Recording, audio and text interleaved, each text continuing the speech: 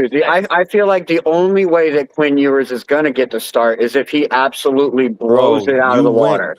You went and got Quinn Halfley Ewers is gonna from Quinn Green Ewers Bay. and Like, what are Tri-State. we This doing, is where I guys? wanted to. I'm glad you're back, Tri-State, because this fan base they're biased sometimes. Go ahead. Let me ask What's up? you a real question. Let me I'm not ask you a real Hey, question. hold on. Don't say If that I'm Quinn biased. Ewers, Didn't I come up here cussing the Malik Willis and move you know what? as It soon could as be it just Oh, I happened? me. can't It hear could Joe. be I just can't hear me because Pete. this is the internet, cat. It could be just me, loud and wrong, thinking of how you guys could be biased, but you guys aren't being biased. But maybe I think of it because I know you're a Dolphin fan, and now I know he's not a Dolphin fan. So let me get away with it for a second. Tri-State. Mm-hmm. If Quinn Ewers does beat out Malik Willis in quarterback battle during Okay. training camp, during preseason, let's say it does happen. Okay. Boom, he beat him out. Is Okay. that a good look on this coaching staff already? Based on what you also said, he knows Malik Willis. They scouted I him. wouldn't. They know him for 2. Is that a good look for this new regime who they went out, got Malik, paid that money, and when it was quarterback battle, the 7th rounder beat him and put him on the bench? How is that looking on them? I think that's a testament to Quinn Ewers more than the coaching staff, because that would just show he made immense strides in the offseason and he just became a better player. But I mean, we saw it happen, right, Pete? We saw Seattle give Matt Flynn that fat ass contract, and then lo and behold, they draft Russell Wilson and he beats him out. I mean, it's happened. It's happened, dude. Like, you know what I mean? It's happened in NFL history. So anything could happen realistically. I mean, he could beat him out for all you know. Is it a bad look? I mean, yeah, they're gonna look at it like we didn't have to waste that money. We had the guy here in house. You know what I mean? But here's the flip side to it, Pete. How do you know that the Malik Willis signing did not trigger Quinn Ewers to become that player? I'm getting a little deep with it. Now, but Yeah, you feel what I'm and saying? competition Yeah. makes everybody You better. know what I It mean? really does. Yeah. So who knows at that? But at that point, it's like, I mean, Malik, you can get off that contract after the second year, anyways, and you still got a backup guy there, anyways. If Ewers beats him out, Here's how I see it. Malik, if they start out Malik Willis. He's not looking good. Now the fan base is begging for Quinn Ewers to get starts, right? Because that's what's gonna happen. And if it goes down like that, Sully and this coach is gonna get fired. They're going to get fired. I I wouldn't see go this that coaching far. like I'm going it Nah. because I could already forecast it. I see it. No matter what route. The If they only way start Halfley Quinn gets Ewers fired first, after his if they first year start is Quinn Ewers first, and they tell the fan base, oh, Quinn Ewers won the quarterback battle, and Quinn Ewers looks bad, they're not even what? But y'all said he won. He gave us the best chance to win, and now you want to go back to Malik Willis? Seriously? It's just a bad look either way. I just don't see this regime lasting this mistake that they created on their I'm own by connecting themselves to the hip to Malik Willis. the only way I see They Halfley messed getting up. fired after his They're first year is done. if like it completely backfires. Like the players don't buy into it, and it just the organization sees it's not working, and then it just completely blows up in the middle of the season. But I don't see. I think Halfley has the potential to be a very good coach in the NFL. He has a good track record.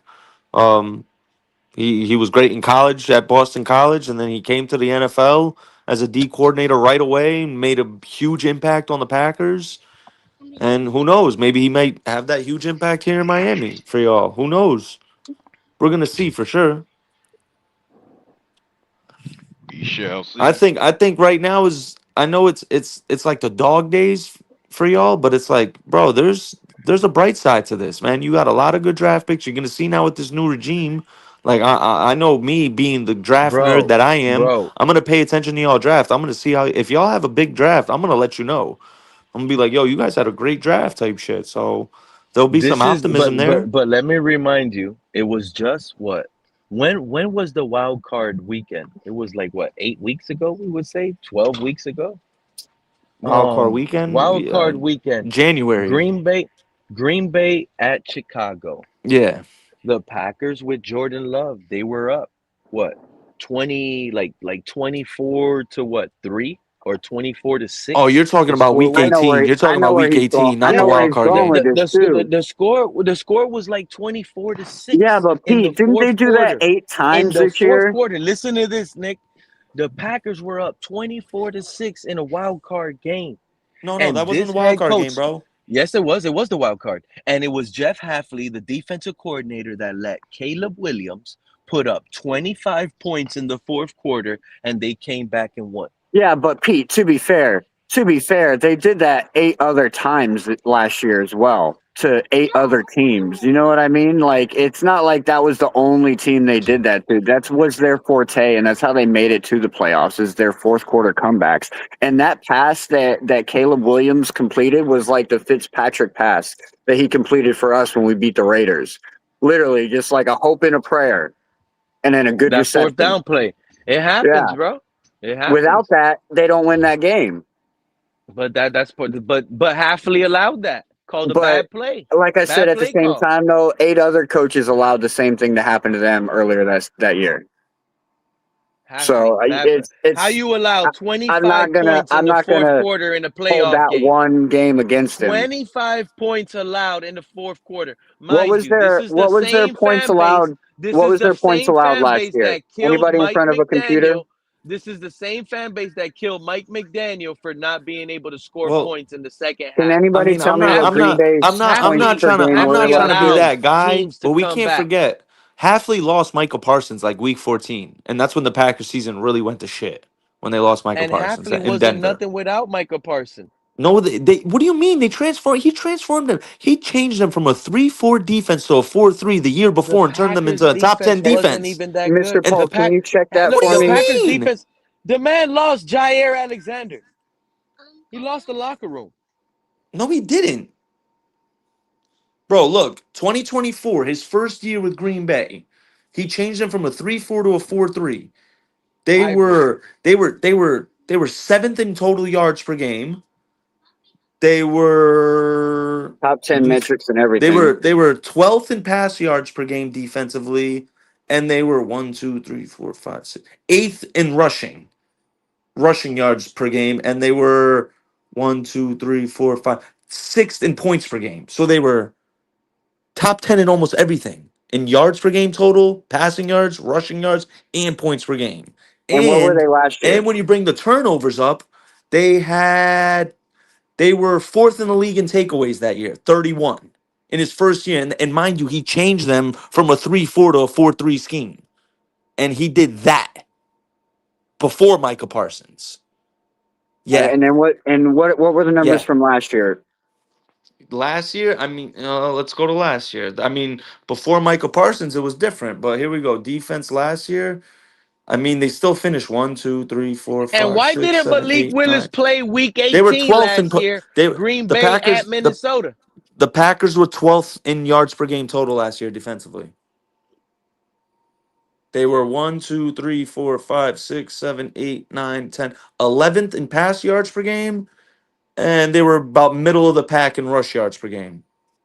And points per game started Clayton Tune. And points per game, they were 1, 2, 3, 4, 5, 6, 7, 8, 9. They were 12th in points per game. So they were still a good defense. And mind you, they didn't have Michael Parsons the last 5 weeks. But to me, it seems like they got worse by getting Micah Parsons. No, they didn't. They were really good, bro, until he got hurt. They were legit. So they were the number. They got their ass handed to them. They were 9-3-1. They were the number 1 seed in the NFC going into that game in Denver when they lost Micah Parsons. Green Bay was the 1 seed in the NFC when they went into that game. When they lost Michael Parsons. I know this for a fact because my brother's a Packers fan. He knew it right then when Micah got here. He was like, yep, there goes our season. Our season's over. And they lost the rest of the games, the rest of the season. Right, but literally. I'm looking at all the picks, by the way, guys. I'm looking at all of the positional high-rated consensus picks. They have a website here that gives their own board, and then they have the ESPN or the Fox consensus combined picks. Go ahead. Because I want to give you guys some defensive ends who could possibly be there, the top guard, top O-linemen. And if you come away at 43 with your favorite receiver, but an offensive lineman and defensive end at 43, you're good. That's probably going to be Pregnon, Fano, Muega, and probably Falk. Yeah. Maybe Zion. Why are you so infatuated with Keldrick Falk, bro? He's like a because I tweener. think He's like a tweener in the league. You don't know if he's a D tackle or a D end. You don't even know what he is. or DDS. I'm cool with DDS. I'm cool with Crawford from Auburn. I'm good because I my think thing is this. Dennis Sutton I is need projected like somebody third round though. Dennis Sutton is projected a right. third rounder. You can get him at 75. Who's Sutton, bro? Danny Dennis Sutton from Penn State. Oh, DDS, yes. So I'm good. Yeah, but the thing is, I'm not gonna reach if they're not there at 11 and 30. So I'm gonna wait until the third round, and I'm good with Crawford, who would probably be there in the third round. Sharif, what I'm had you also thinking good we with signed Njoku? Why were you so adamant about that? You know why? Go and look up on YouTube Miami Dolphins content, and you would see that they have chat sports saying that they like to do that rumor shit. Njoku just visited the Ravens today, brother. He ain't coming to Miami. He's probably gonna go to Baltimore. He's Looking like replacing he's going to Isaiah Baltimore. Likely. That's a good replacement. Yeah, him and Mark Andrews is still there. Mark Andrews and Njoku, that's all right. If they stay healthy, that works. That is true. That's But you know what's scenario funny to for me? us. When Stowers or The Sadiq are more likely to fall in our lap. same game. Listen, the same game that this fan base has their jaws dropped to the floor over Malik Willis. Oh, go look at the Ravens game. The Ravens game, he got benched at the end for Clayton Tune, and he lost 41-24 against Tyler Huntley and the lead Ravens, by the way. That's like how we used to say with Tua, look at the Ravens game. Yeah, look at the Ravens. But at least Tua won that game, though, Joe. That was Let's like be honest. but that was like 3 years straight of, well, what about that Ravens game? Yeah, exactly. Meanwhile, It's almost like just that, but at officially- least Tua won the game. That's the difference, Joe. It's just like Yeah, I got you. I officially just unfollowed Tua, Jaylen Waddle, Jalen Phillips. I looked at X, and I'm gonna keep following X. X is a Dolphin for life. Xavier Howard, yeah. You know, yeah. There's certain He was at guys the DCC as well. Hey, Him and Matt Collins. You think he'll be Ring of Honor? Whatever it's called. I'm not unfollowing Xavier Howard. He's a Dolphin for life. He's like OJ McDuffie now. You think he'll get honored by the fans, like in the Ring of Honor or whatever? Yeah, bro. Yeah, man. Just look at his career on his Instagram. I can't really think of that many players in the last That's like all 2 decades besides him and Cameron Wake that I would say, or you know. Yeah. Ricky Yep. had State Definitely Farm. Cameron Wake has made it. Yep.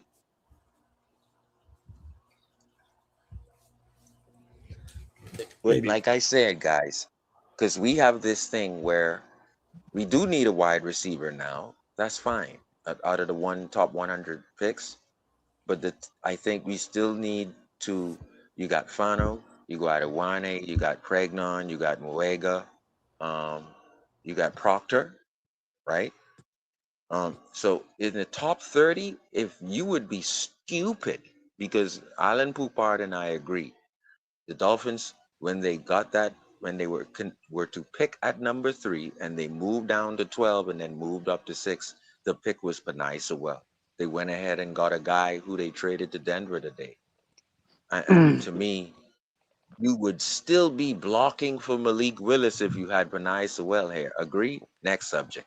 So we got to get Pregnon. We got to get Proctor, Achane, Muega, or Spencer Fano. And at 30, if you could double down and get Zion Young, now you got your edge set and you got your guard. Bro, you could do anything else with the other 9 picks. If you do anything else with the other 9 picks and you got one of those old linemen and Zion Young at 30, I'm good, bro.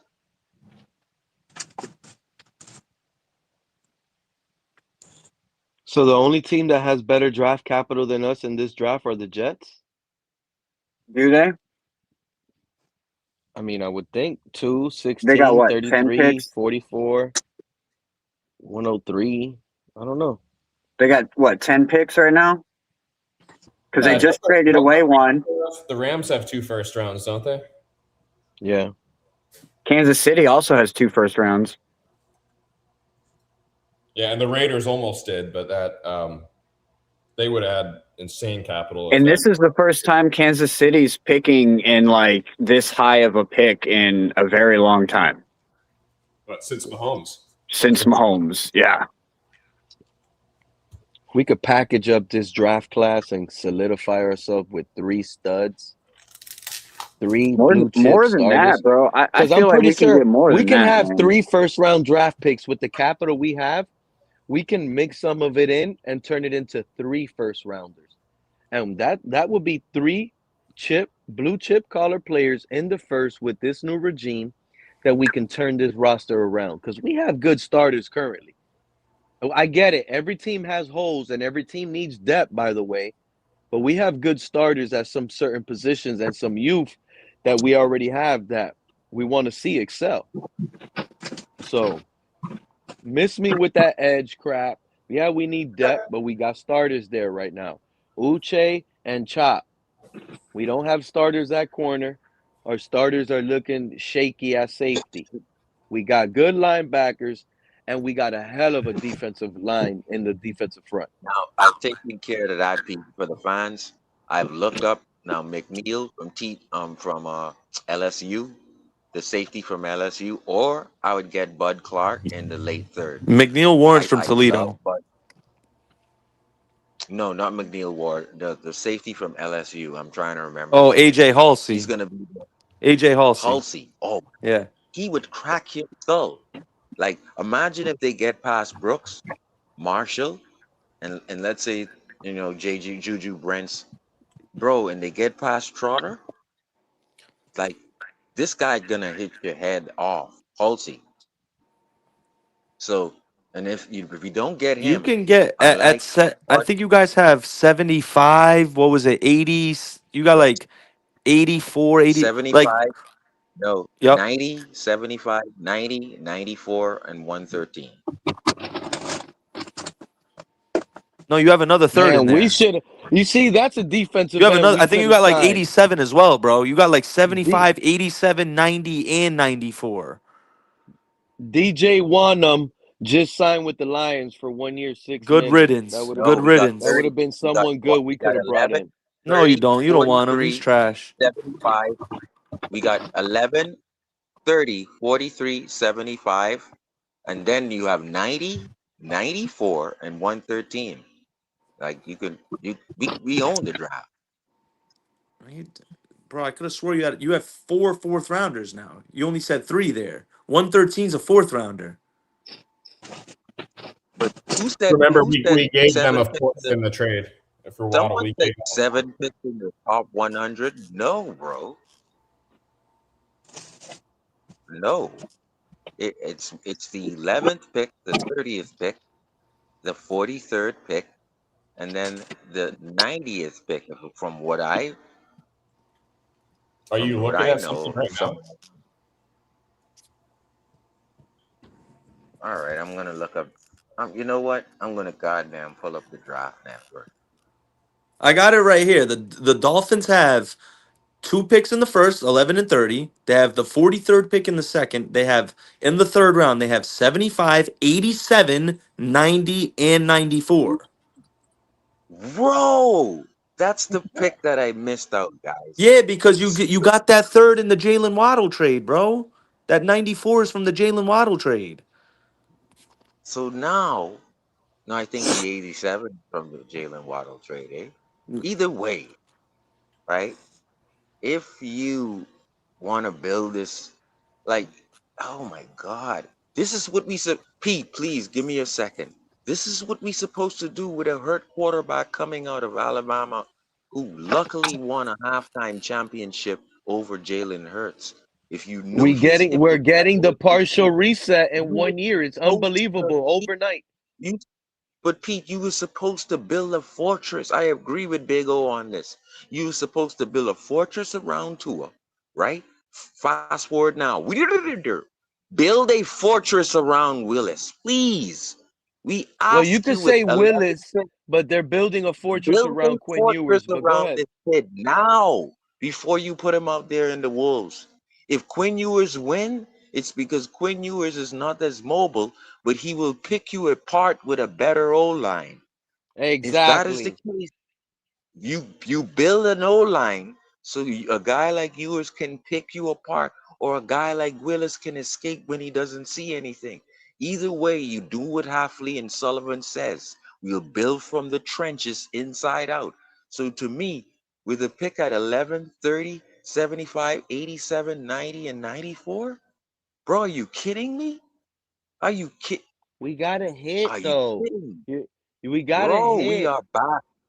We are back, bro. The percentage of them hitting You since trust Sully? 2009, You trust I've Sully, done the Sharif? I research. got a feeling he's gonna screw this up.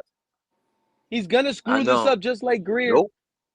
Nope. No, you And I'm hush, doing it Pete. like Don't put that Shannon bad Sharp. juju on us already. My mouth is moving You're like right, Cap. Shannon Sharp. Nope.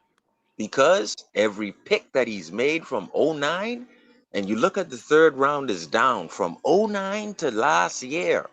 Look at the hits, Pete. They don't have Charles Harris's. They never make Dion Jordan mistakes. I trust in Sullivan. Really, not Halfley. I trust in Sullivan. Last year they Because drafted Halfley Matthew Golden. The year before that they drafted Jordan Morgan. because you want me to keep going? Sullivan was not the GM. Do you know who the GM is? Scott Inside In Green Bay? 2023, Brian they Gutekunst is the drafted GM. Lucas Van Ness. They Bro, drafted bro. Quay Walker the year before that. He's The a free GM in agent Green right Bay is now. Brian Gutekunst. It wasn't Sullivan. It was Gutekunst. Exactly. So Rashawn don't Gary put hit the that. road. No, Jair people Alexander already hit the starting to road. put the bullshit. People Kevin already King, starting to put the Kenny bullshit on Clark. Sully, like Sully drafted Kenny anyone. Clark was their best player. No, you That was can't it. put that on Sully. They drafted You Demarius can't put that Randall. on Sully. Nah. That wasn't good. Clinton Dix. Y'all remember him? I wanted him. They got him. He didn't come out to be anything in Green Bay. What about Dayton Jones? Nick Perry? Derek Sherrod? They haven't hit on their first round picks. And I'm going all the way to 2012, guys. You haven't heard no star in the first round. I'm starting from 2012. Nick Perry in the first. 2013, Dayton Jones in the first. Nothing. Clinton Dix. Demarius Randall. Kenny Clark. Demarius That Randall was good fine for a few years. for like 2 years, I bro. don't Let's like be that honest. Yeah, 2-3 years. 2016, really Kenny Clark, that was a hit. Kenny Clark Yeah. was a hit. 2017, Kevin King, that's a bust. Trash, yeah. 2018, Jair Alexander, that's a hit. Baller. But he Yeah. was injury prone. How many seasons he played? Now, He after his fourth year, yeah. Rashawn Gary. Semi, like it's not bad, but it's not great. He's a solid Jordan, starter. he was like a 7 or 8. He was pretty solid. Yeah, He wasn't yeah. a star, but he Jordan wasn't. Morgan's a starter now. Now he's a starter. Jordan Love, he's great. Eric Stokes, bust. Quay Walker, Bust. Pete must have. Quay Walker's not a bust. Must have not watched Kyle Quay Walker, Krabs. he's not a if you bust, watch but he's Kyle almost like Krabs, Rashawn Gary, bro. They let him walk. You're Yeah. not good if you hit for it. you're not gonna Lucas do Van that to Ness, us, Pete. bust. Just watch He's Kyle all right. Jordan Krabs, Morgan, and Kyle he Krabs was a is gonna show questionable. you Now what the Hold on, supposedly what the he's Sharif. gonna Green be Bay great. Goddamn, let Packers Pete front talk. office. And now Sharif. Matthew Golden. And now No, Matthew he's Golden. not gonna do Has that to us. those first round He's not draft gonna picks burn us with that. Holy shit, this kid. Yo, Those Pete, first round mute draft, him. he don't want to hear the first round draft picks because they keep saying, "Oh, the Packers draft well. The Packers do so good in draft." I just told y'all all their first rounders. What was so good about them? Jordan Love. Okay. Okay, But that's hold good. on. But Can I that's good again. hold on, Sharif. Hold on. All right. My brother is a Packers fan. I can give you guys some insight on this if you just let me. All right. Okay. First off, first and foremost, Sharif is right, Pete. Sullivan was not the GM there. Those are all Brian Gutekunst picks. 1. 2, the strength of the Packers draft Exactly. is Sullivan what they wasn't the do GM. is what they do later on in the draft. They drafted Zach Tom in the 6th round 2 years ago. He's an all-pro right tackle. They drafted Rasheed Walker in the 7th round. They were trusting him as a rookie, and there's tapes I could send it, him locking up Nick Bosa one-on-one and that was a 7th rounder they drafted. So the Packers, their DNA in drafting, bro, they always find offensive line gems, always. So to y'all, And DDP line and hopefully receiver from Donald Driver. hopefully for y'all that boils over to y'all because y'all need that. If you guys can get some steals in the offensive lineman, 4th, 5th, 6th round, that's what y'all need. So y'all can put more I think we're emphasis gonna get the on steals at DBs receiver. and edge rushers and wide receivers and shit like that. You know what I mean? So I mean, yeah, the Packers' I history of think they drafting get first rounders receiver has not been gems. good. Just look at Donald Driver. What? But just look at the Donald Driver. receivers, bro. From Donald Brett Driver Favre's was a time, dog. they're good at I Donald like Driver drafting. was a Donald dog, Driver. but you're bringing up They're an good at example from drafting. 30 years ago, Wait, 25 years ago. Sullivan was here though. He wasn't. He was Sullivan here. was but probably in then high they're school. under the tree of Johnson, right? They're 22, under the tree of 22 years Johnson, though, for Sully. of how he drafts, So right? that far back. Sully was the Right. equipment manager. So my thing is, we're always gonna get, What we're about always Jordy gonna Nelson? develop good No, receivers, right? I like that's the Jordy. one thing. That's Right. the one thing about Sully is when he started his career, it was in Green Bay and it was in player personnel, some kind of position in player personnel. So every position that he's been in Green Bay has been in either player personnel or player evaluation. Yep. So They're trying to already blame Sully for picks. I mean, oh wow, man, no, I it's mean, laughable out here. No. You're right though. But you're right though, They're trying Sharif. to I Adam can't Gates blame. Sully. They're trying to Adam Gates Sully. Sharif, you're right. I can't blame him for picks.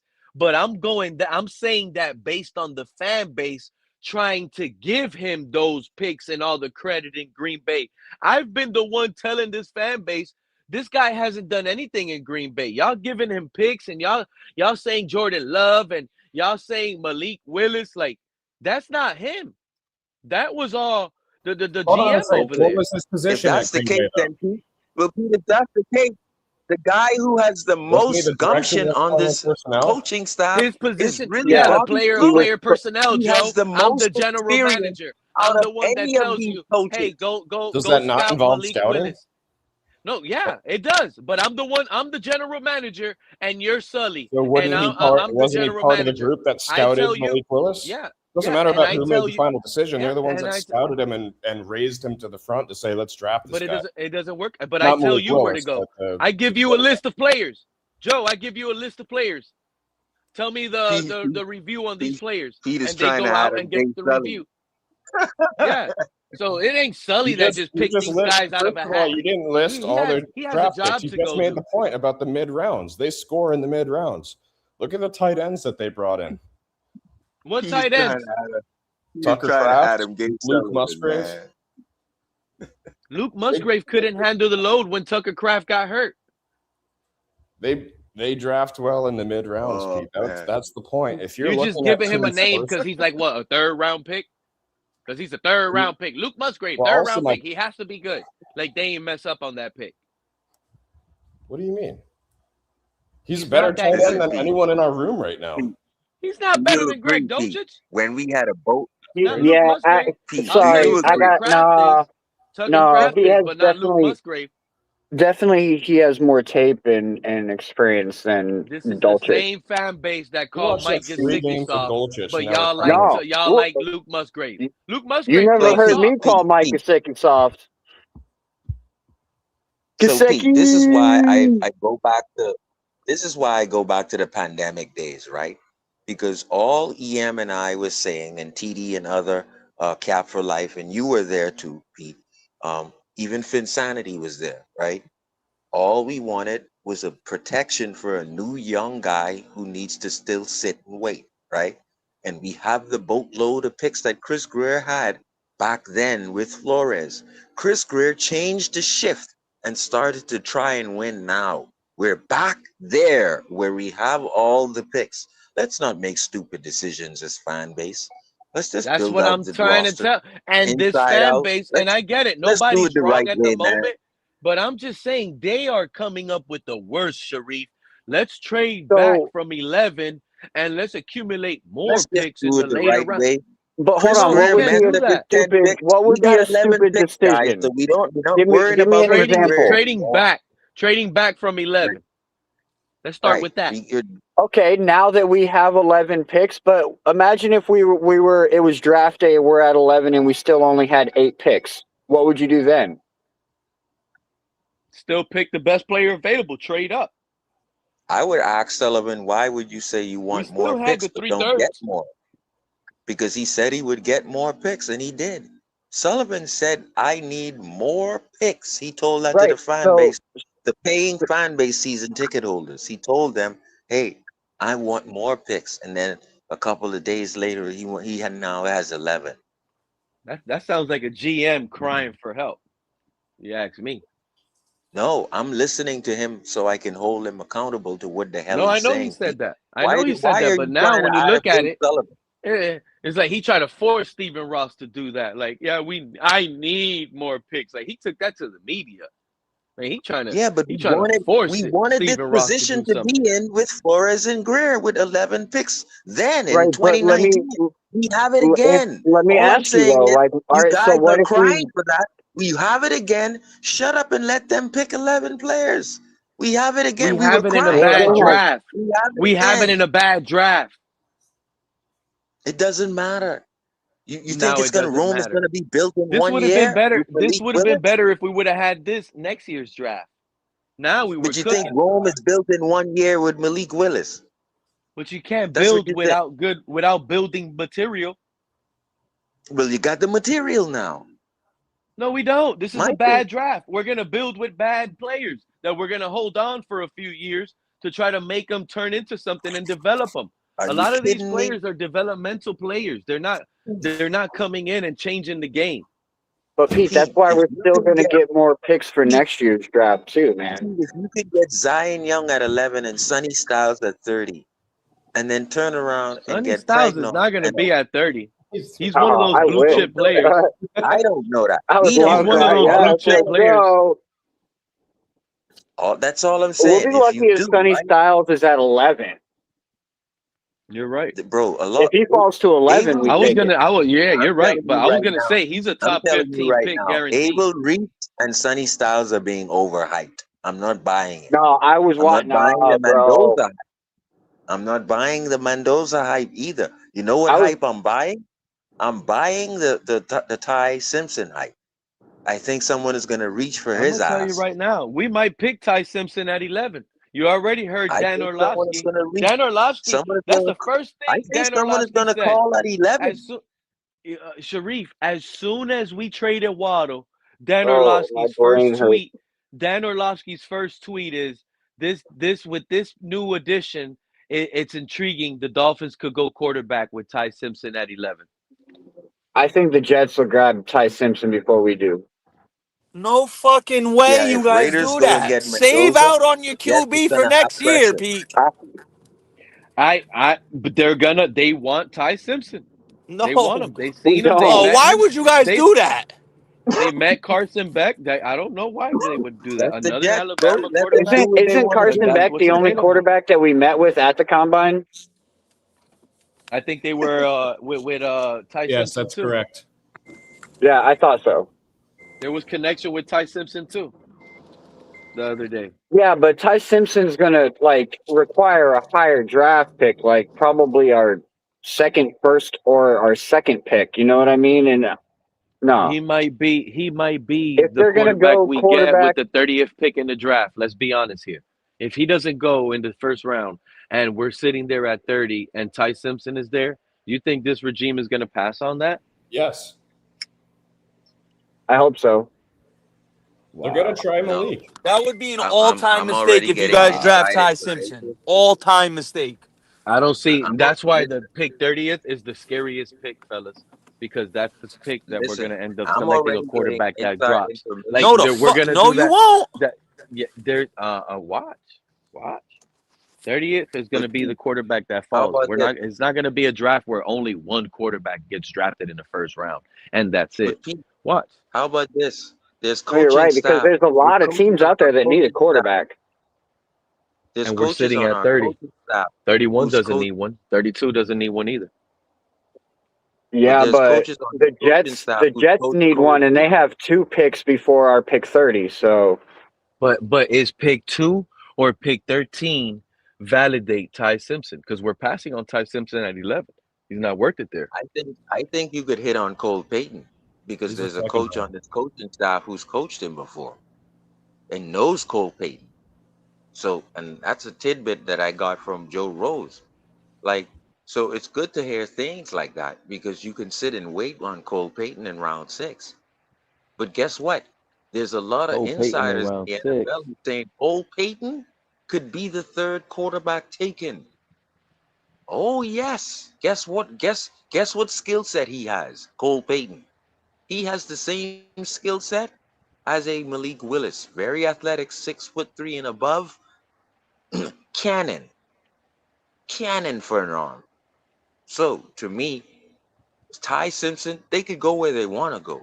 Because I got a guy that like Cole Payton who can do everything that Drake May can do, and he can sit there and wait under Malik Willis and Ewers and learn this I'm gonna tell offense. you right now. I'm gonna tell you right now, Sharif. If you're sitting under Malik, you ain't gonna be a starter in this league. I don't care. Malik It's Willis not your himself way. is a It's the Packers' developmental way. quarterback. Stop looking at And this then guy that's a as good problem to have affirmative. good We have quarterbacks. a project at quarterback. That's what we have. do we It's a though? project. But it's a good problem. Yes. It's a good listen. It's If Ewers goes there, it's a Unlike 3rd round Quinn draft pick. Ewers, It's who's a definitely project. not a project at all. Quinn Ewers, but listen, Quinn Ewers has displayed more as a passer than Malik Willis has.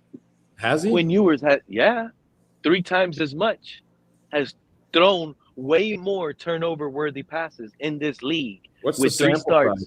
How many The throws same as has Malik Willis had in this NFL career versus Quinn Ewers? 35 compared to like 90.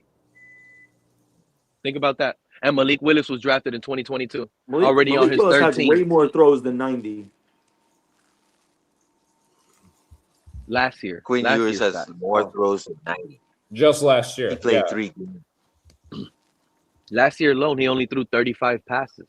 And this is what we paid him $45 million for. Yeah, because For 35 passes because in he 3 can win with games. his legs too. You divide that in 3, he's averaging 11 passes per game, fellas.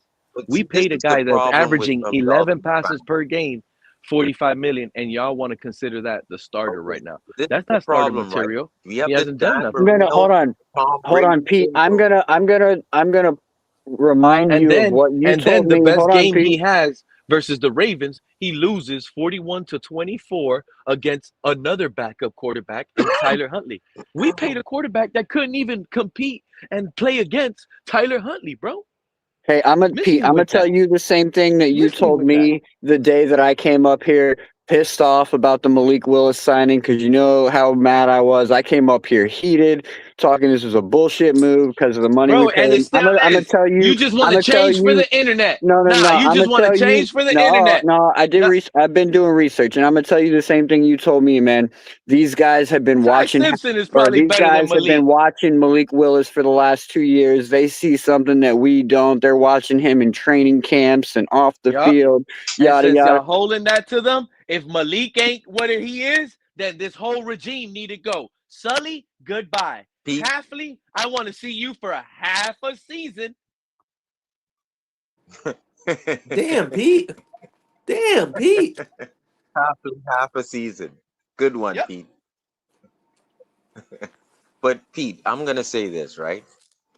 Number one, right? When you talk about, I mentioned this earlier today, force multipliers, Tyreek Hill, Xavier Howard. On 60 defensive snaps, you could put me on an island for 40. That's Xavier Howard. That's a force multiplier.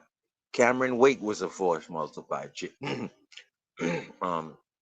Jason Taylor, right?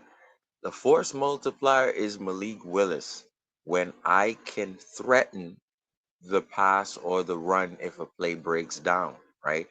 Um, I look at uh, I look at the fact that the linebackers used to sit in the middle with Tua, right?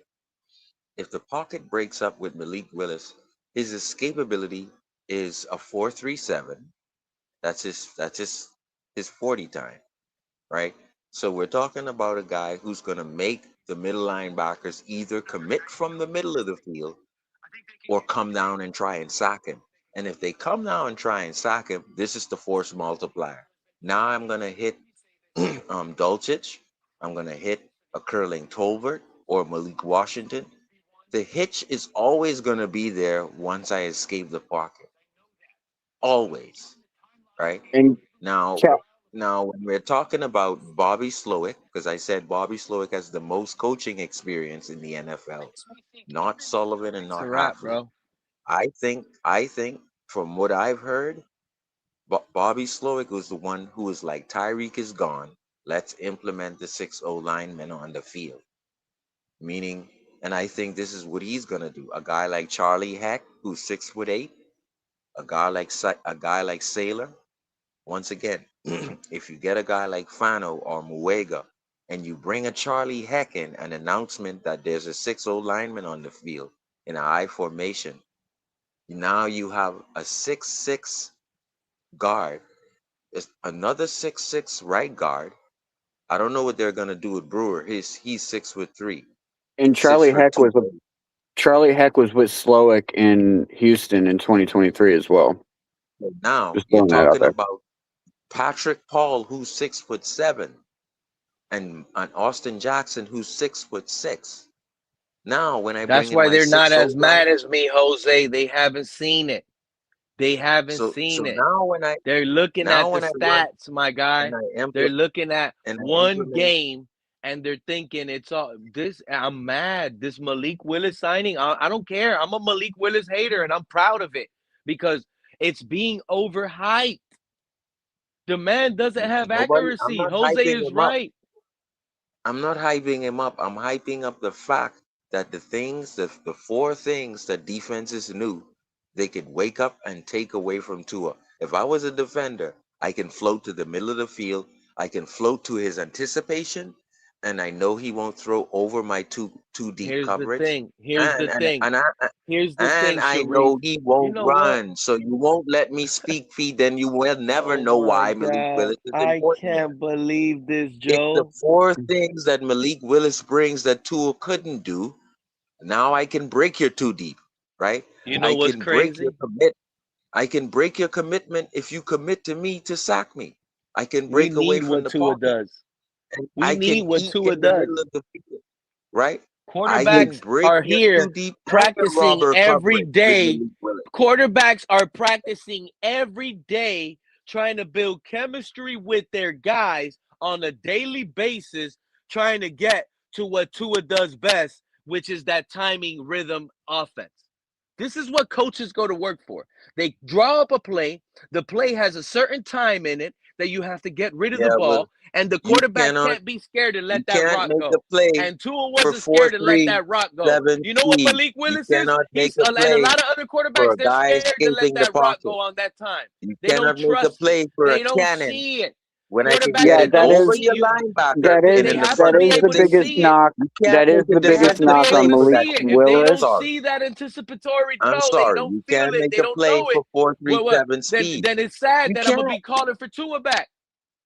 It's crazy. No, you that can't. is We one of take it for the granted. You can't biggest The make a thing knocks play is, for we on that. didn't like Tua. Malik's Let's not game. get this misconstrued because a lot of y'all be listening to these other podcasters that'll sit here and tell you or make it seem like spot throwing and anticipatory throwing is a bad thing.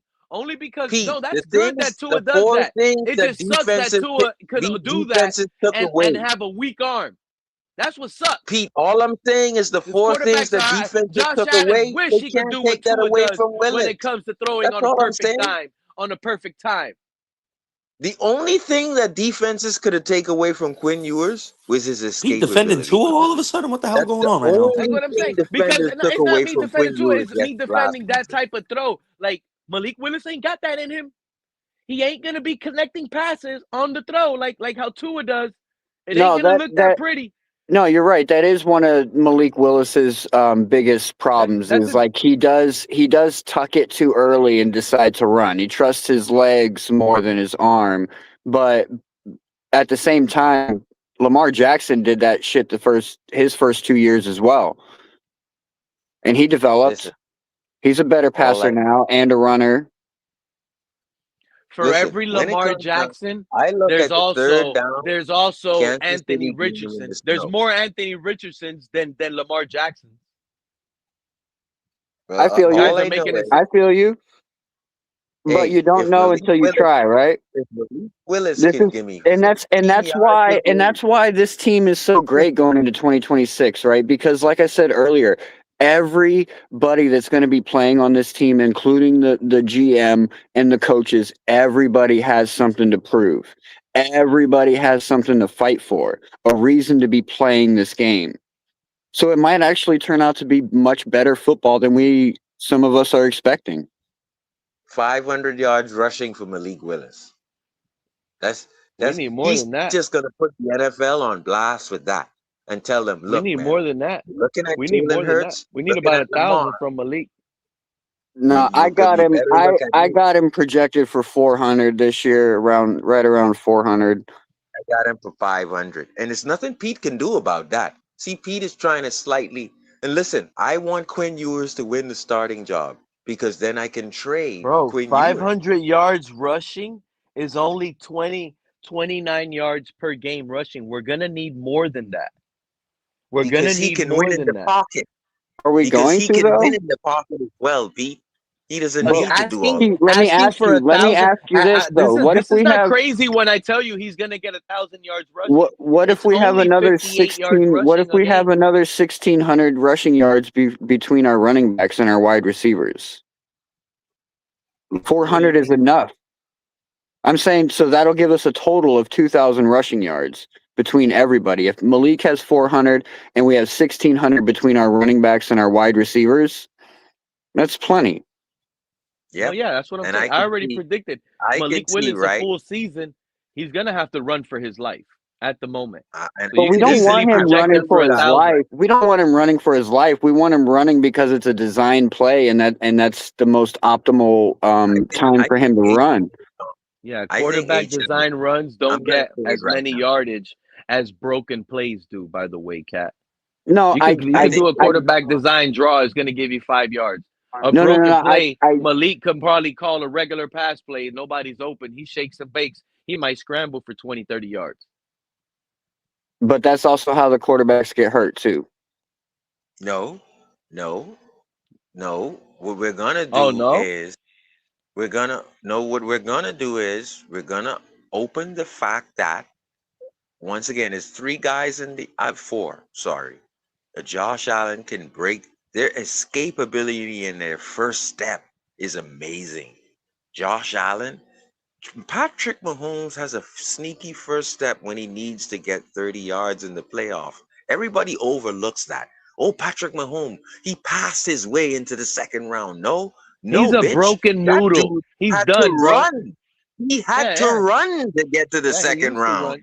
He used to run. So Patrick my Mahomes thing is this: when we're asking Tua to do this, Ryan Tannehill to do this, Jay Feely to do this, we're now asking a cat to do this who can do it and can also win with his cannon arm. And so to me, what more do you want? I want an offensive line who can block for him. That's what more I want. You know what's going to happen? First down, he's going to hand it off. Achane gets 1 But yard. Second and 9, incomplete. 3rd and 8. 3rd and 9. He doesn't have the line. He might have a season like Cam Ward did this year. Let me ask you guys this question: How long are the careers of rushing quarterbacks? And then let's go back and look at how long the careers were of quarterbacks that weren't rushers, like Tom Brady, Aaron Rodgers, Peyton Manning. But the thing is, like it's hard. It's hard to judge. Changing. It's not even just that. Is hard. I don't like making comparisons. It's not even just that. Just look at the athletes these defenders are. They're 320 pounds running fucking 4.9 40s. You need a quarterback who can move. The stationary quarterback days are dead. They're over. You need to. I'm not saying you need to be a scrambling guy, but you need to at least have the ability to scurry away. Right, I which agree. means I agree, brother. You know the stupidest thing I've heard in 7 years? Tua can win from the pocket. Dude, I can listen to Big O and reason. Guys can win from the pocket. Tua doesn't need to do. He can win from the pocket. Okay, so when you have a Reuben Bain who breaks free and has moves to get past a tackle and get to your ass in less than 2.2 seconds, then what are you gonna do? You got defensive ends For who can run like a bear, bro. for every Reuben Bain, there's a Panay Sewell. So what if Reuben Bain is going against Panay Sewell? Who wins that battle, Sharif? Then that's why I saw Pete. I saw Jalen Phillips school Panay Sewell a few times last year. I saw Jalen Phillips slide right off of Herbert to blow a game. Exactly. Game winning sack. We needed a pressurer, Joe. Leave me alone, Joe. We need a guy who could at least get Joe. Here's the thing, brother. Hear me out on this. Here's the problem. At least he gets to the quarterback. We couldn't even get someone who could remotely get close to the motherfucker. I don't know what hurts more. We need someone to at least get there. I don't know what hurts more. A guy that gets to the quarterback. Don't watch that play though, Tri-State. It'll make you hurt. It's gonna hurt. It's gonna hurt. And then hurt. Yeah. Oh my God. That last game, the last play of the game in the Chargers Dolphins. Yep. When they threw it to McConkey and he ran for like 40 yards after the catch to score or get close. I think he got him real close for a field goal or something. God, it's my least favorite play of Phillips' career. Oh, jeez. We better not do that shit here, man. Fuck. Well, the only quarterback he might struggle to bring down is Tyler Shuck, right? Everybody else over there is small. Tyler Shuck my ass. Baker Mayfield, he'll bring him down. Baker might be out the league in about a year or two. He's probably gonna slam Tua on his head if he plays the Falcons. He's gonna slam him on his head. He probably don't like Tua. He probably hates Tua. Think about it. I can already see Tua swag surfing in that dome. Dude, his head's gonna hit that hard turf. Unless after the soccer games, they got the handicap quarterback group over there. Tua and Penix. Jesus Christ! Good luck with that. A sponsorship with a hospital or something, like we do with Baptist. I think that was all part of a Baptist Health thing. Getting Tua and open quarterback competition. Seriously. So let me ask y'all: when they start calling some of those deep out routes for Drake London. And Michael Penix is out there whistling and he that can't ball throw them downfield, shits. And Tua can't throw them. Who's gonna win that battle?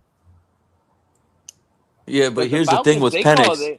You want to hear an alarming Penix stat? He started 9 games last year. In his 9 games, he only threw 10 passes in between the hashes. So that's a glaring deficiency in his game. Like you're letting coordinators know, like you don't want to throw to the middle of the field.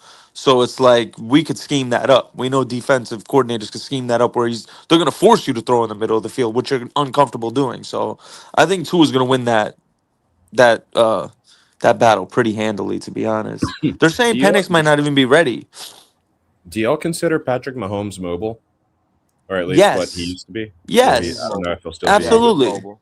So in Jose's stat there, I thought that's pretty interesting. 90%. I don't know if it's correct or not, but. I don't think it would be if Patrick Mahomes has won how many? Mahomes won what? Does he have 4 or 3? 3 Super Bowls. Okay. Is he really the only QB that's won some Super Bowl? I guess. What do you consider Jalen Hurts? Is he mobile? He's definitely mobile. Yeah. Instead of conventional. So I wonder what that stat actually is. Because Brady, being a conventional passer, occupying 7 of the rings, that kind of skews the stats. Yeah, but it's like the league has changed, man. You see guys like fucking Jordan Davis come into the league, be that big of a mambo jumbo, and they can move like that. Them days are over, man. They're over. The stationary quarterback days are over. You have to be able to maneuver out the pocket and be able to get away. Defensive linemen have been taking more strides than offensive linemen. Dude, we just saw Caleb Banks. Caleb Banks ran a 5 flat 40 on a broken foot. Why are the Rams and Lions 2 teams highly favored to be Super Bowl contenders next year? I mean, I see it in the Rams. I don't see it in the Lions. The Rams have no weakness on their team now. They got McDuffie and Watson at corner. That was their only glaring hole. Their front But wait, seven they is got Matthew stout. Stafford. He's probably the slowest quarterback in the league right now. Yeah, but it's Matthew Stafford. The Rams are in such good Why? shape What that do you they'll mean bring it's in the Matthew next QB Stafford? into a perfect situation. Matthew He Stafford, can't move. He don't So need to move. You have a top 5 offensive line. Why doesn't he need to move? Because he's Matthew Stafford. He's smart enough. He gets rid of the ball fast enough. Oh, so if you're smart enough and you know how to get rid of the ball fast enough, then maybe Brother, we you don't can't need him compare to run, Sean right? McVay in that system. You can't Stafford's compare also like Sean McVay 40. in that system. That's an I anomaly thought of a system. I thought this was a copycat league. It's not hard to look at what this team is doing on No, film and say, he's "Hey, this also is a working." super veteran. I mean, this Yeah. guy's been throwing the ball for so long. It's kind of like it's almost like the He's Brady been in the effect. league like almost 20 years now. Yeah, exactly. They're going to be able to take any offense and optimize it. Yeah. I don't know There what is Pete is talking you about. guys because you guys are aware. You Sam- guys are aware there is players Matthew that are Stafford has smarter than always others. been mobile. So I don't know what Pete is talking about. What is Who? Pete talking about? He's always I'm been not gonna mobile. listen to Who? Sharif thinks everybody's mobile. You gotta Who's literally be mobile? sitting down to think that he's not mobile. When it Matthew comes, Stafford Sharif, has always been mobile enough. No He's way. never been a sitting duck. He's He's never been a definitely sitting mobile duck. enough. What? Yeah. He's not Jeff I George. think when you You're talking classify about QBs, Jeff you're probably George talking is about out of the pocket, league right mobile, now. and dual threat. The Jeff George prototype is done. Not Matthew Stafford. Matthew Stafford, Jay Cutler, they're all mobile, but they can sling the rock. They're all mobile. So I guess it depends they on can what our sling the definitions rock. of a mobile QB is. I think we all have different definitions of it. What he's saying is the guys like Jeff George who don't have any mobile ability but can sling it 80 yards. That is done. Dan Marino. Yeah. That is Dan done. Marino wasn't mobile. I That's agree with done. you. I agree with you. It's basically non-existent. But Matthew Stafford, Pete, that he can run, Pete. Just look at his He's tape. probably the slowest of the QBs out there besides Rodgers, though. Who? Stafford. Yeah, he is the Who would slowest. be slower than Rodgers and Stafford out there right now? No one. That's a starting quarterback? No one. He had one rushing yard I think last that's year. the point. Jacoby I think Brissett, it's like the but amount Jacoby of Brissett speed is slow. required to be considered mobile has changed. You CJ got to be Yeah, but I'll Stroud give is it. I'll slower. give the 4-5 edge to guy to be Jacoby mobile. because he got more melanin in his body. You know what I mean? Like naturally, he's just CRR. more athletic. CRR. They said no one too. They know Tua's in the league, and Yeah, Tua's I was slower gonna than say Matthew Tua, but I don't Stafford. even consider him a starter at this point. Bro, Tua's faster than fucking Aaron Rodgers and Stafford at this point in their careers. Tua's gonna Yes, start he in is. Atlanta. Yes, he is, bro. He does. Stafford's I a mean, fucking Like he's snail. been slow. to be honest, though, Tri-State, he's probably next on the list. Probably. I don't know who's slower than Tua, but not slower than Rodgers and Stafford. And look, a lot of it's age, right? As they Not get any older, starting. they I'll tell you, definitely- not any starting quarterbacks. I mean, well, let's go. Josh Allen, no. Drake May, Rodgers used to throw on the run. All Rodgers, Lamar, Burrow, Shador, Lawrence, Stroud. I think being like a pocket passer, being dominant Dak, from there, is really Daniels, only yeah. a right that Dart, comes with being in Caleb. the league forever. Oh, Goff. Yeah, Oh, Dak is Jared Goff faster was than up there. Jared Goff got to be up there. He's slow as fuck. This man's slow as molasses. Yeah. That's really it, though. So you Jared got Goff is the Stafford, last you one. got But you now got a lot of those Stafford, you got guys get Tua, into a system. and you got Goff Yeah, They get into a Stafford, Goff, system and where they don't Rodgers. really have to run. and Tua. So, like, what? Goff can't even run like a bootleg. No, He does. God, no. He does run them. Goff I mean, he'll runs do a bootleg, Goff but runs a lot of bootlegs. yeah, they do Right, run but the whole bootlegs. point But to what I was getting at was yes, you want a quarterback that can run when he has to, but you don't want to have a quarterback that runs first and pass Yeah, you second. don't want Justin Fields. And that But what is I right see now from that kind of is what Malik Willis is. So that is what he Don't needs be to work afraid on. to say it, Cat. Don't be afraid to say it. Don't let these fans scare you from telling us how you really feel. We know we have a Justin Fields, but they're gonna sell like we have Michael Vick. I get it. In my opinion, I From what I've disagree, seen, Kat. I think it he was knows 50 that's exactly what he dropback. had to work on. And from Because what the I've only seen, way it he was gets his 50 next dropbacks. contract is by Bill. actually throwing the ball, making multiple reads, doing what a franchise Exactly, and that's what we hope that we're getting, We gotta right? That's hope what we for it, hope that we're getting. We're hope that he recognized what he needs to work on. He works on getting better at that and progresses. And if that's the case, then like it wasn't a lose for us at the end of the day, because we could either end up finding the guy or not. I mean, we won't know until the season starts, fellas. But he will be the day one starter, Pete. You don't know that, bro. And I don't care if it's by injury or not. If he's not the I think Quinn he gets him got by injured in injury. training camp. Yeah, exactly. Y'all gonna use that injury excuse, knowing these teams do that all That the was like time a to y'all. They WWE lie. raising your They will last make it seem contend. like the player's hurt. Oh yeah, Malik Willis Well, blew it's his hand. realistic. I mean, if he does end up running a lot, that's a lot of tackles might But lead this is up what the to team it. is gonna do to y'all. This is what the team is gonna do to y'all. They're gonna say Malik has a bad hamstring. Oh, Quinn Ewers has to start. Why? So they don't look like this coaching regime blew it. Isn't that what you want, though? No, I know. I want it to be hey, Quinn Ewers won the quarterback job, but since it's gonna make them look bad, they're gonna use the injury excuse, my guy. That's But we what they're know it's gonna not do. going to happen. We're not going to get there in August and be like, "Oh, Quinn's the starter." Pete, you do understand, right? That's not no way. happening. This is gonna backfire on them. This is gonna backfire on them. Quinn When Ewers Quinn was Ewers steps intense. back on that field, watch, Joe. When Quinn Ewers steps on that field and that ball is moving efficiently and is moving good and now starting to games, They'd much I rather want this see what they regime can get fired. out Don't of let Malik Halfley. than what they can Halfley, get I out hope of you're Quinn. They listening, don't Halfley. even know they care Halfley, about don't Quinn. let these other podcasters hype you up, my guy. Listen over here. If you let them boost you up and you start if Malik, we Ewers start lights 1 it and up, 5. Then Quinn Ewers comes in and Ewers lights it up and we're winning. You're fired, my guy. You're but fired. Pete, what if Ewers lights it up and week 3 of the preseason, a team wants Ewers because of quarterback injury? Would you trade Ewers for a 3rd-round pick if he lights it up by week 3 No, preseason? Ewers ain't going for no third So rounder, brother. we're gonna be the team. We're gonna be the team that trades a No, because possible all I'm franchise saying, right? quarterback. And we have A a gamble. 7th round quarterback could go for a 3rd rounder if he performs well in a 3rd preseason game? My brother, you're Delulu. Well, let That's me tell you, delusional bro. talk. Let me tell you, they rumors are they offered He's us a gonna get high 5th snaps. round draft pick. It was He's closer gonna to a get late snaps. 4th, He's but it gonna was a get high snaps 5th all for preseason. Skylar Thompson his rookie year.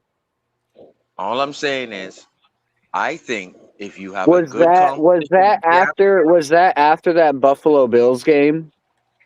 Playoff It was game? after the preseason. It was the preseason, during the preseason. So that was before the season started? His rookie season. Oh, during the preseason. That's when Greer and McDaniel sat down and said, we'd be stupid to trade away Skylar Thompson. No, they didn't say that, B. They didn't say that. So what do you Oh, guys think no? our offense is going to look like? Is it going to look like what we had previously? Is it going to look like what the Packers had? Is it going to look like what the Texans had? Like, what is our offensive identity going to be? And also schemes, right? Because if we're starting from scratch on everything, Quinn has no advantage whatsoever in that QB competition. They're both coming in. Yeah, because he already did the single lineman announcement on the Quinn field. does have an He already advantage. did that. Quinn does have an advantage. He already has Quinn Bobby already Slowick did. under him. He's been Exactly. like he's He already had Bobby called out the Slowick. He's been signal. with Bobby Right. Slowick. He knows what, like, Slowick probably already told him this is what we're gonna work on more. These are the type of routes we're gonna do. And he So got all that you don't intel way think by before. removing McDaniel completely and everyone else that was here for years and years and years, that's not wiping the slate? We're just going to attempt to run it without the previous captain to it?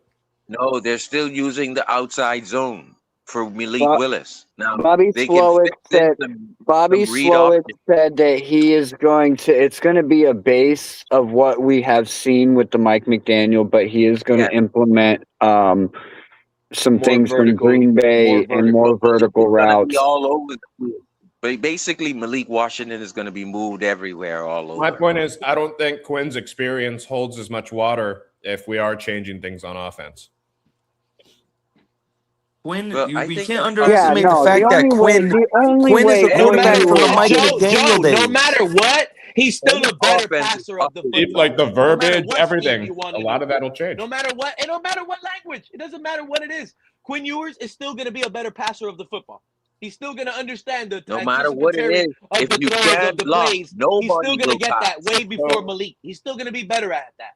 Well, don't worry, Pete. I'll be there every single gonna day at ask- training camp, and I'll get you some film of all these guys like I did last year. I don't care. Oh, I don't care. Yeah, Malik Willis has a stronger arm. Yeah, you could tell it's a stronger arm. Nobody is he accurate with that I don't stronger think he arm? has a That's what we're stronger going to arm question than up here. Quinn Ewers.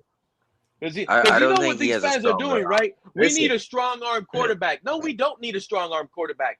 But what we don't need is the weakest arm quarterback either. Just give us a quarterback with a decent not arm about the that can get the arm, ball Pete. and throw and make reads. Pete, it's not about the arm because you saw what Quinn Ewers Quinn did is in the Skylar preseason. Thompson Not the 2.0. He did, yes, he did that in the he did that in the game when he came in late. He's actually better where than he Skylar Thompson. backpedaled Skylar Thompson is more from the mobile, sack. by the way. He backpedaled from the No, he sack. is, Joe. He's Quinn more Ewers, mobile. And I like Quinn Ewers better. He Mobility threw to ain't crap. Dwayne Estridge, and Dwayne Estridge, it went over his head, or he nearly he caught that. Dwayne Oh, you remember Estridge that game caught that when on Tua got benched versus the Browns? You talking about the Browns game when Tua got benched? Quinn Ewers Right. came in and he threw Ewers that to D. Eskridge on the left sideline. backpedaled. And this is how I know Ewers has a stronger arm, because he backpedaled and threw that 70 yards. He threw that on one leg. And it was a floater that landed right in D. Estridge's hand in stride. But my thing is this. That's just to prove the arm strength. Forgot about So D. it doesn't matter. You're trying to what? It's not about the size of the penis. It's what you can do within the hashes. About touch, getting it over the linebacker between the safety. I think Malik Willis can do that. I think he can. Because if it's about the cannon, both of them do have cannons. Here's the thing. Here's what the film shows, Sharif. Because if we're going to sit here and say, I think this quarterback can do it, then we can do that with every player. I think Ty Simpson could be great. I think Mendoza could be elite. We can think all we want. But based on history, go by tape. Based on you are who you are. Listen. If you see somebody at a gas station steal a pack of bubble gum, you're not gonna say, "Oh, he only stole a pack of bubble gum. He ain't really no thief. to a 40-yard no out. money from a bank." Quinn Ewers is not limited to a 40-yard out. They can do 40-yard in cut. Both of them. It doesn't matter what you steal. Both of them can do a 20-yard out with velocity on the ball. Doesn't matter That's what you what matters. You're still a thief.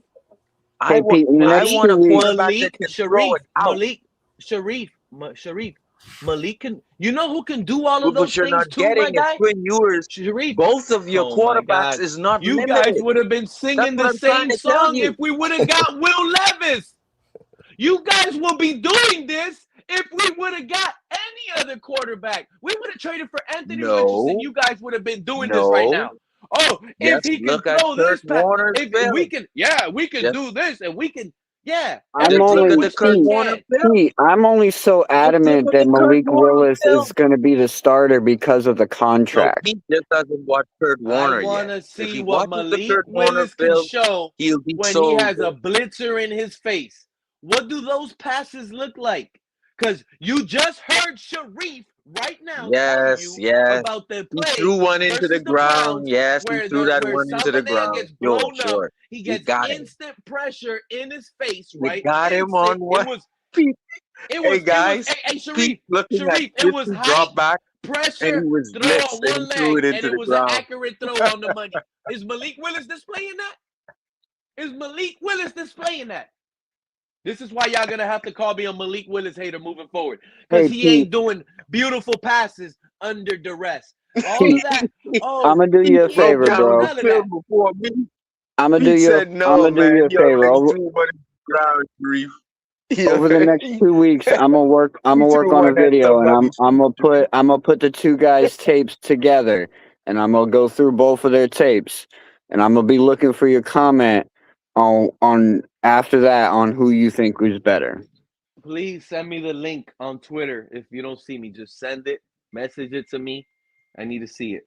Can't miss that stream. I can't miss that stream. Man, everybody's suspended on Twitter, man. Everyone. I don't really hang out on Twitter too much. I got a message, right? That Twitter said, your account is suspended. You're on read-only mode. I say that I get to read that the Dolphins cut Tua. Thanks. What did you do, Sharif, on Twitter that got you banned, bro? Bro, all Isn't that I where you know can is basically say anything? How do That's you? what I'm saying. I'm on read-only mode, bro. That's what they're saying. I can't like a tweet or join a space. I can't do anything. But I would say this. Damn, dude. People report you very quickly on Twitter. And it is what it is. But I now back to the 11 picks and building out this. No. So Let's. I You think don't want to talk about the 11 picks. I got a feeling you want to talk about something going on Twitter. Talk about that Twitter.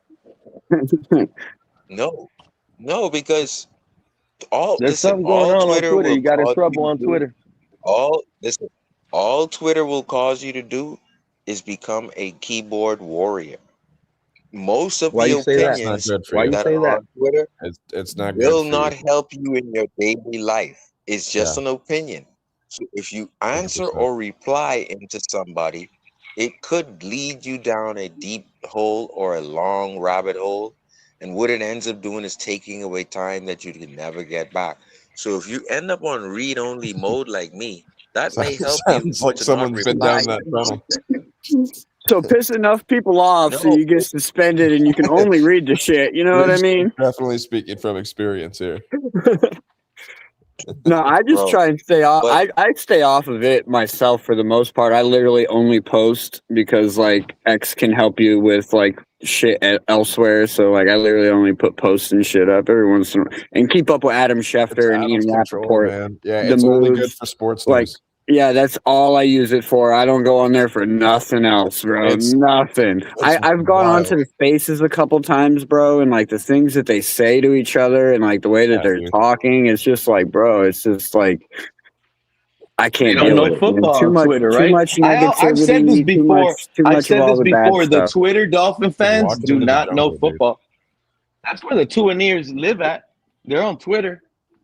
That's where they live at. Yeah, it's like a They cave. can't come. it's Those Tuaneer fans don't come over here. so They can't. the inside. I remember the Twitter space called Inside Corner or Inside something. Inside corner, the inside something, inside leverage, right? They got demoted off of 3 yards per carry because the trash that they were trying to put on YouTube was garbage.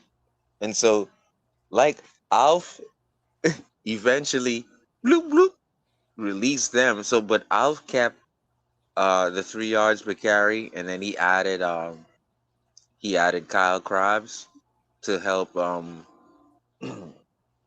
then they always have the Dolphins talk with the gentleman who always tastes the rum. He always tastes the liquor before he talks Dolphin football. I forgot his name, but Taste the liquor. inside leverage. Yeah, bro. He starts off with scotch. He starts off with a good selection of liquor, and then he tries one or two, and then he goes into the Dolphins. I forgot what his name I only was. go to two If I channels could, basically.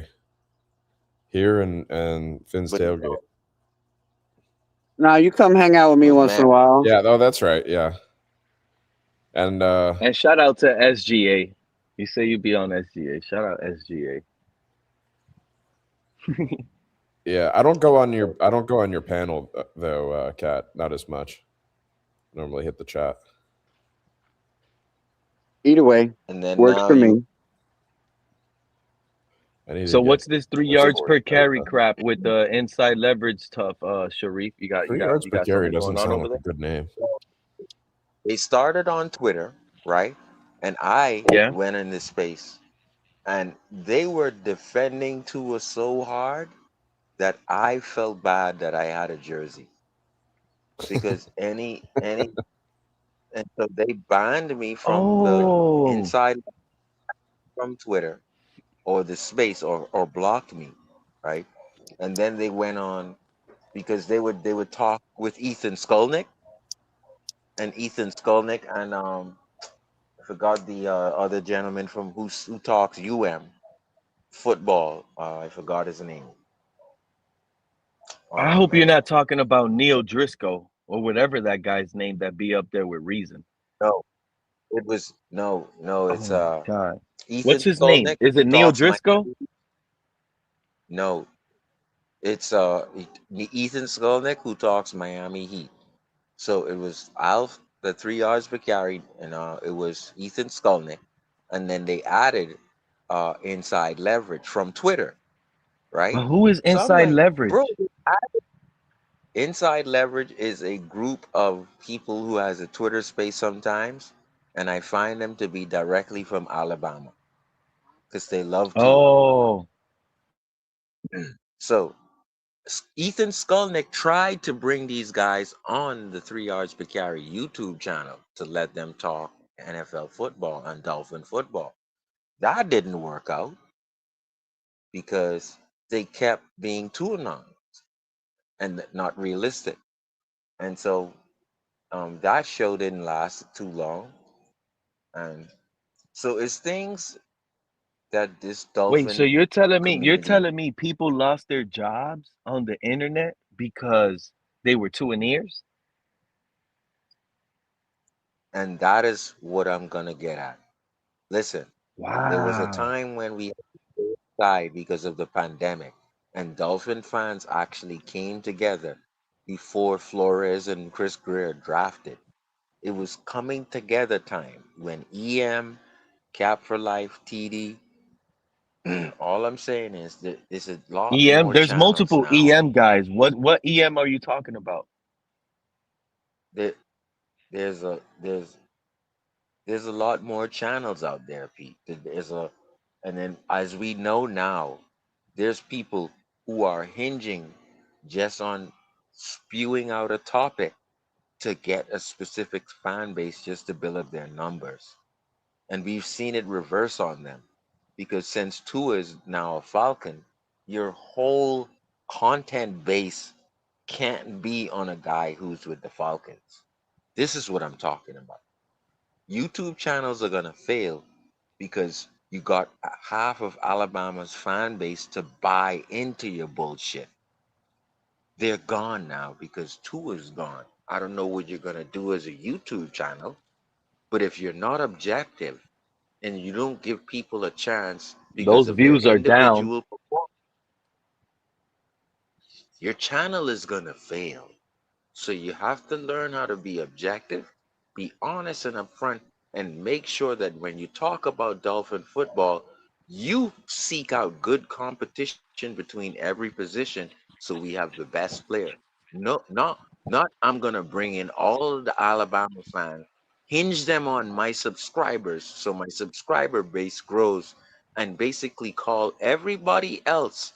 They don't know football because of Tua.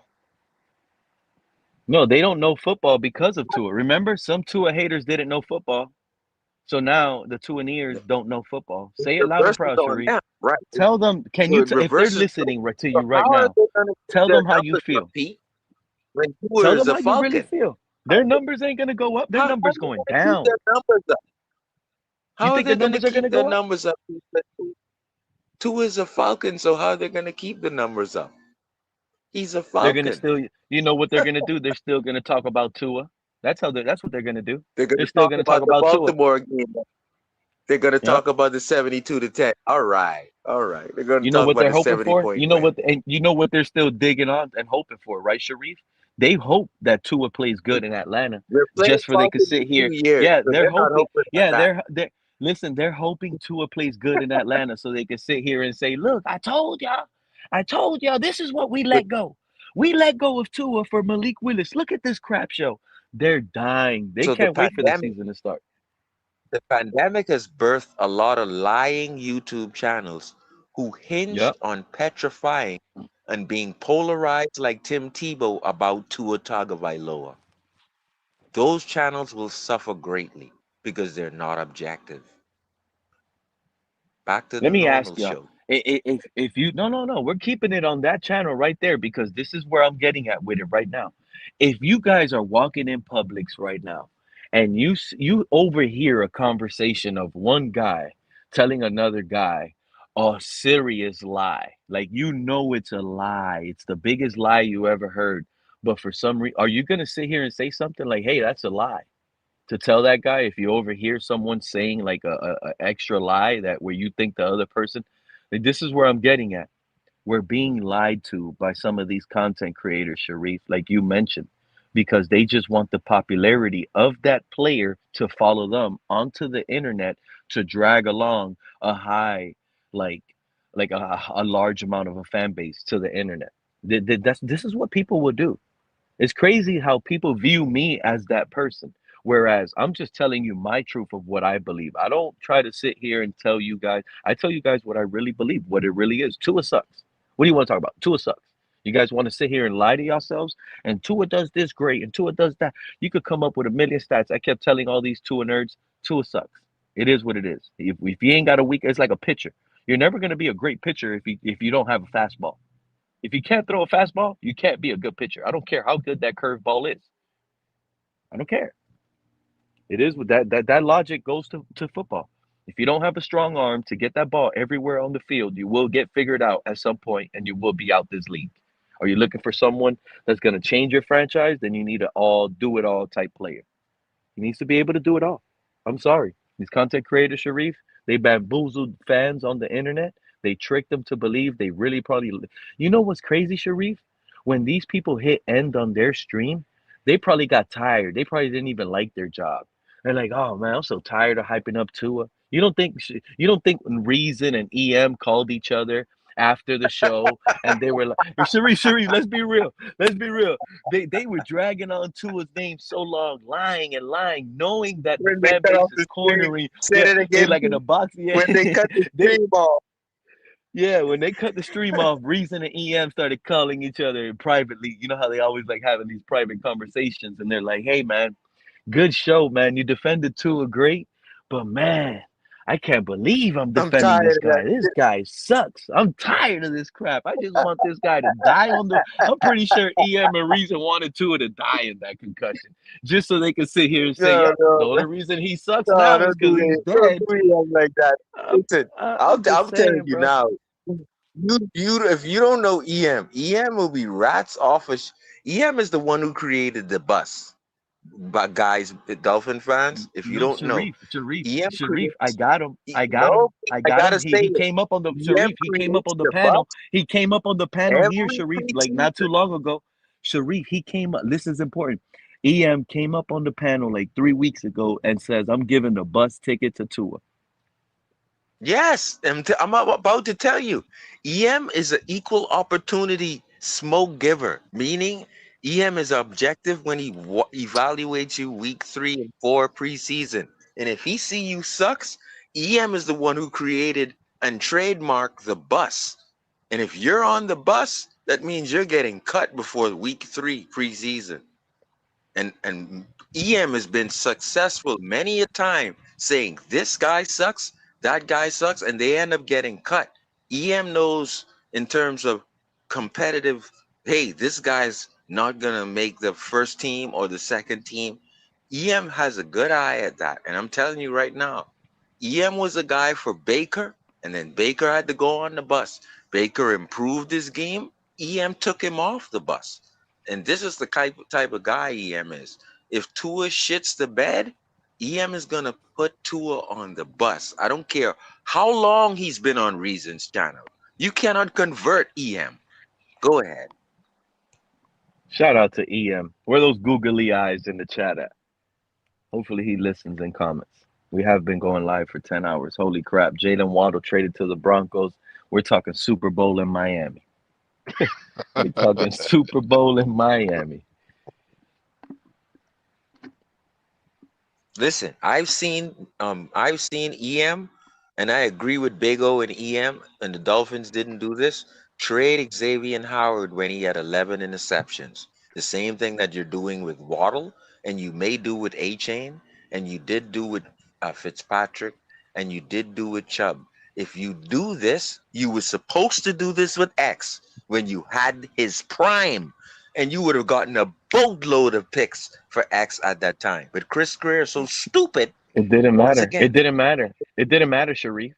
It didn't matter. To those guys that sit here and try to make themselves feel right with that take right there, Sharif, understand that no matter what, they still would have been right and wrong because Chris Greer was still in the building. Chris Greer would have still screwed up the draft. Chris Greer would have still drafted someone that didn't make no sense. He would have still built around Tua. Yeah, but I'm just saying, like, Chris Greer messed up on so many. Like, he moved from 3 to go to 12 and moved back to 6 to get Waddle. Bro, you could have stayed at 3, get Benai Sewell, move back into the first round and get whatever. Well, Waddle would have probably been sorry, there at 20 something. the kid who I wanted, he's passed away from us now. Rondell Moore, I wanted him. I think he just took his own life or something like that a week ago. But I wanted Rondell Moore. Yeah, Rondell Moore. He was a little speedster. Yeah, man. Shout out to Rondell Moore, man. Crazy, man. Like you said, I couldn't get Waddle at 20, but I would have You had see, that's Benai another thing. You Sewell. know, that just kind of hurt my feelings right there because that's the type of stuff right there. Committed suicide, and people don't. Nobody knows, and nobody knows why. Sharif, nobody knows why, bro. But the reality is, it could be something as simple as a dumbass like myself just talking negative on these players. You see what I'm saying? Like, oh, Rondell Moore, you fucking suck, this and that. And all it took was him to hear a stupid guy like that say something like that in his worst time, coming off of injury. He's stressing during his rehab, and then he hears a dummy say something like that, and it just triggered him to. And I'm just saying, like, I'm just trying to, like, it sucks, man. Sometimes we do suck with these negative takes, Look but at I the love it. CPS story that followed up on it, Pete. Just for anyone who wants to know, this kid, right, had pressures from his family, inner city, and the minute he made it to college with the INL and the money coming in, he had pressures to develop his mother's home. He did that, right, in his first contract in his NFL season, and ever since he did that, it was like 300 times that after the amount of people he had to help. So he had to help his entire corner where he lived. Then he had to help the entire county probably. By the end of his first season in Arizona, by the end of his second season, when he got his mama home already, he probably had to owe his entire state because they were the ones who held him down in his college years and made sure that he made it to the draft. And all of this got to Rondell Moore. And then 2 injuries later, the pressure of that, boom. So, like Charles Barkley said, Pete, and this is for all Dolphin fans, like Charles Barkley said, if I make it to the pros, I'm going to help your ass one time. Don't you ever come to me and ask me for another dime. And that's the thing, Sharif. These rookies, they go to a rookie symposium. They go to a rookie symposium, and they literally a financial advisor literally tells these rookies. But it's easy to say, and it's not easy to do as the player, as the person. You got to understand that, Sharif. It's easy to tell Sharif right now, Sharif, you're a first round pick. You're gonna get 30 million in the bank overnight. Do not, and I repeat, do not help out your family.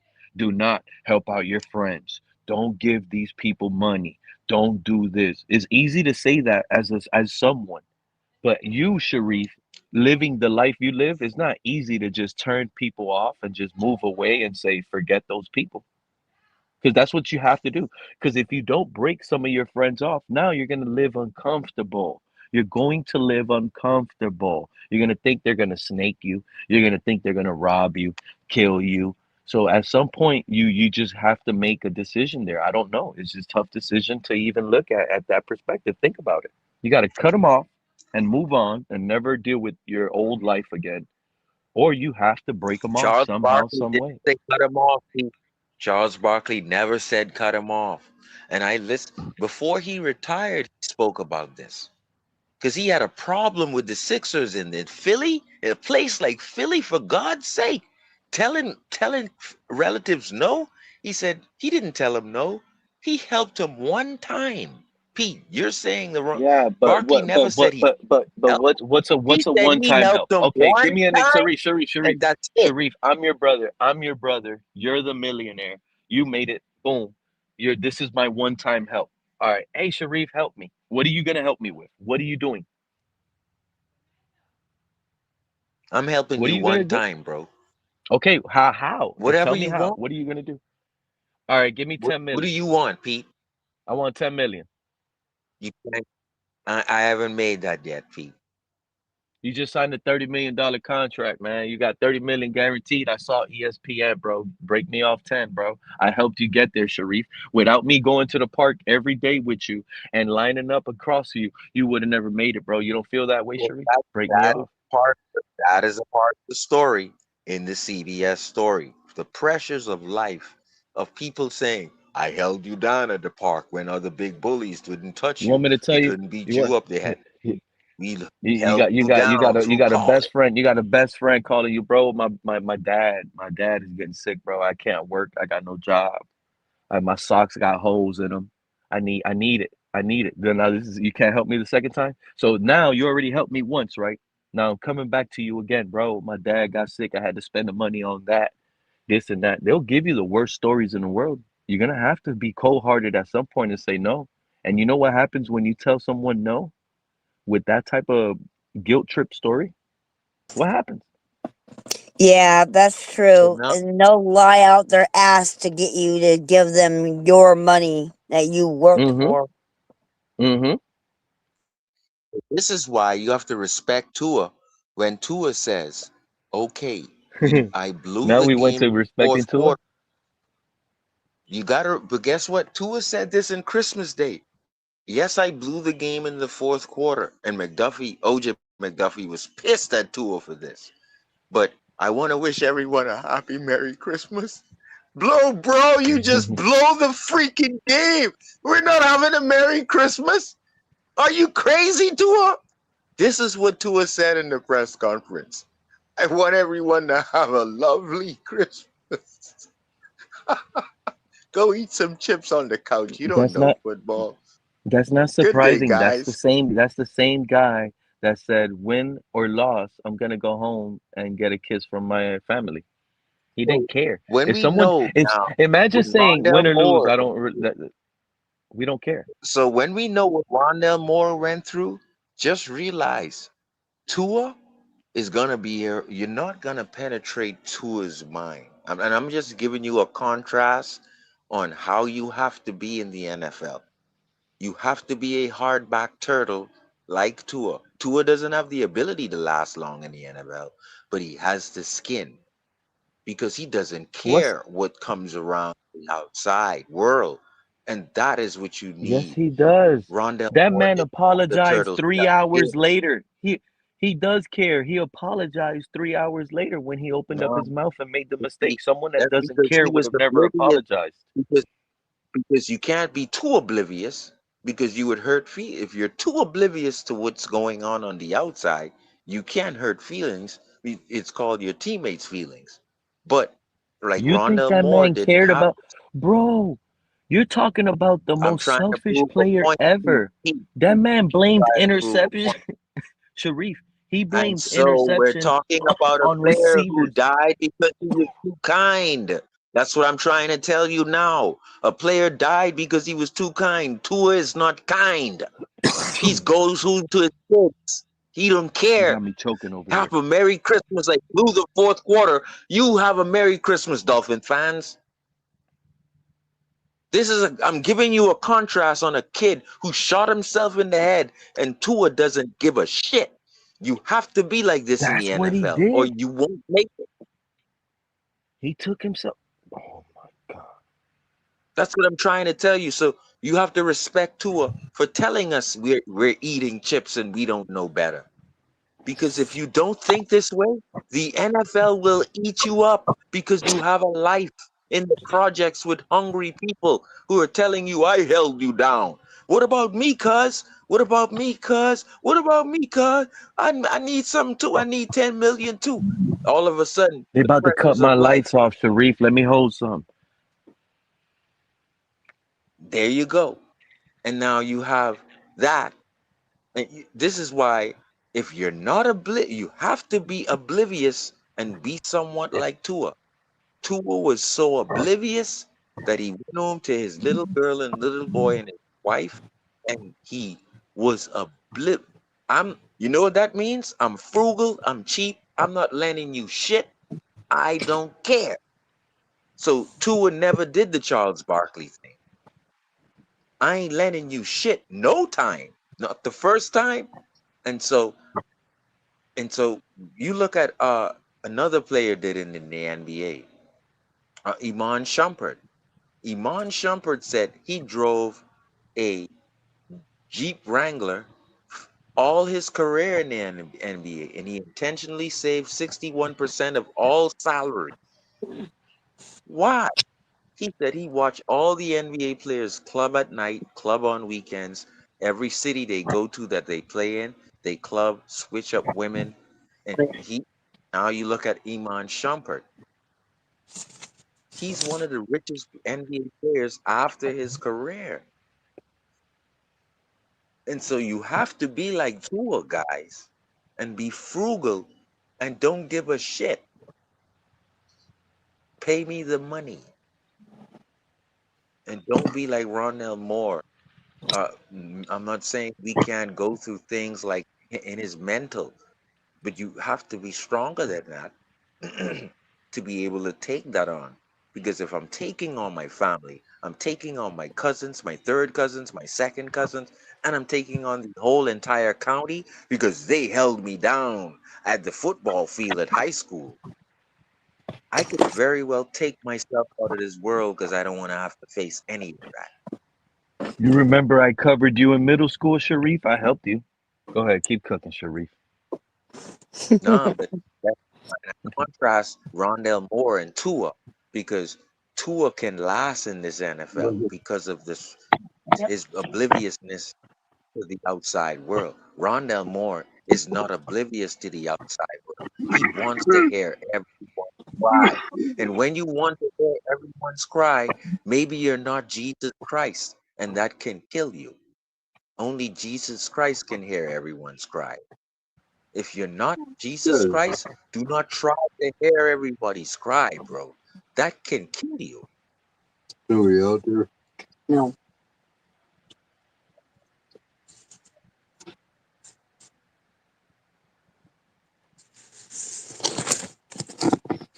Man, rest in peace to Rondell Moore, man. That's crazy. That's crazy. Good stuff, Sharif. Good stuff.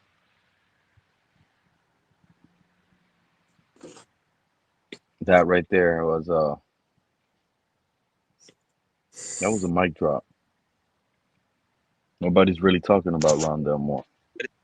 But again, it's best not to Rewind talk back. about it. It's best not to talk about these things because it kind of brings people down.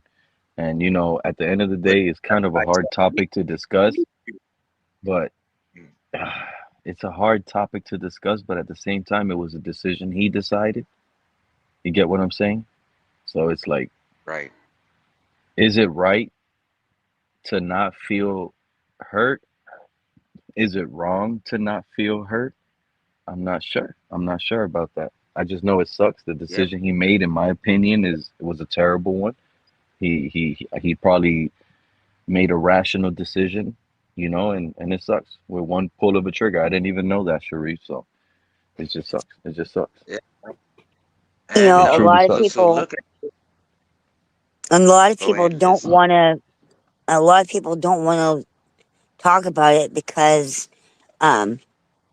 they know how cruel people in the world can be, and they want to be oblivious to it. And another thing, some of these athletes, they're scared to go broke again. Once they live that high Hmm. life, they go back broke. They don't want to be poor, looked at in the streets as a regular person no more. I don't know. It makes them feel some type of way. Some people can't handle it. And you heard a lot of fans during the years, right? You heard them all. They make fun of Tyreek Hill. Oh, Tyreek Hill, you got 20 kids. When you're cut off the team, how you going to support them? Ha, ha, ha. It's really not funny, but at the same time, I get it. But these guys are not going to make the same amount of money that they're making now for the team we love ever in their life. It's really, these million Yeah, but dollar some. checks every single week. Yeah, these guys are getting $1 million checks, $1 million checks. Ain't nobody's paying that. Well, in Tyreek's case, though, maybe he should have kept it in his pants. It's easy to say. It's easy to say. Yeah, I One mean, guy come called. on, Pete. You got to, But know, there is something called contraceptions, hmm and you got to but watch there's one women guy. too, because you got to watch women too, though, because they will actually put holes in it, and keep it where she doesn't know where it's at. Woo. And sometimes just relationships don't just belong together, Liz. It just happens if you're not choosing the right one. Well, you could get intimate with someone real quick, have a baby with them, but realize they're not the one, and just Hmm. move on. How is It happens. how is Sean It Kemp happens. I doing, mean, look Pete? at who would have ever guessed Tom Brady being the guy that gets cheated on? What chick would cheat on Tom Brady? Well, let me tell you, Liz, he got cheated on. I know. You know what I mean? Even him With, and his gorgeous model wife get cheated on him. So, with Yeah, what? I I mean, it don't. happens both ways. Yeah, and But see, the Giselle whole doesn't thing miss. is that's what I'm talking about. Women, they can be just as treacherous, devious as friggin' men.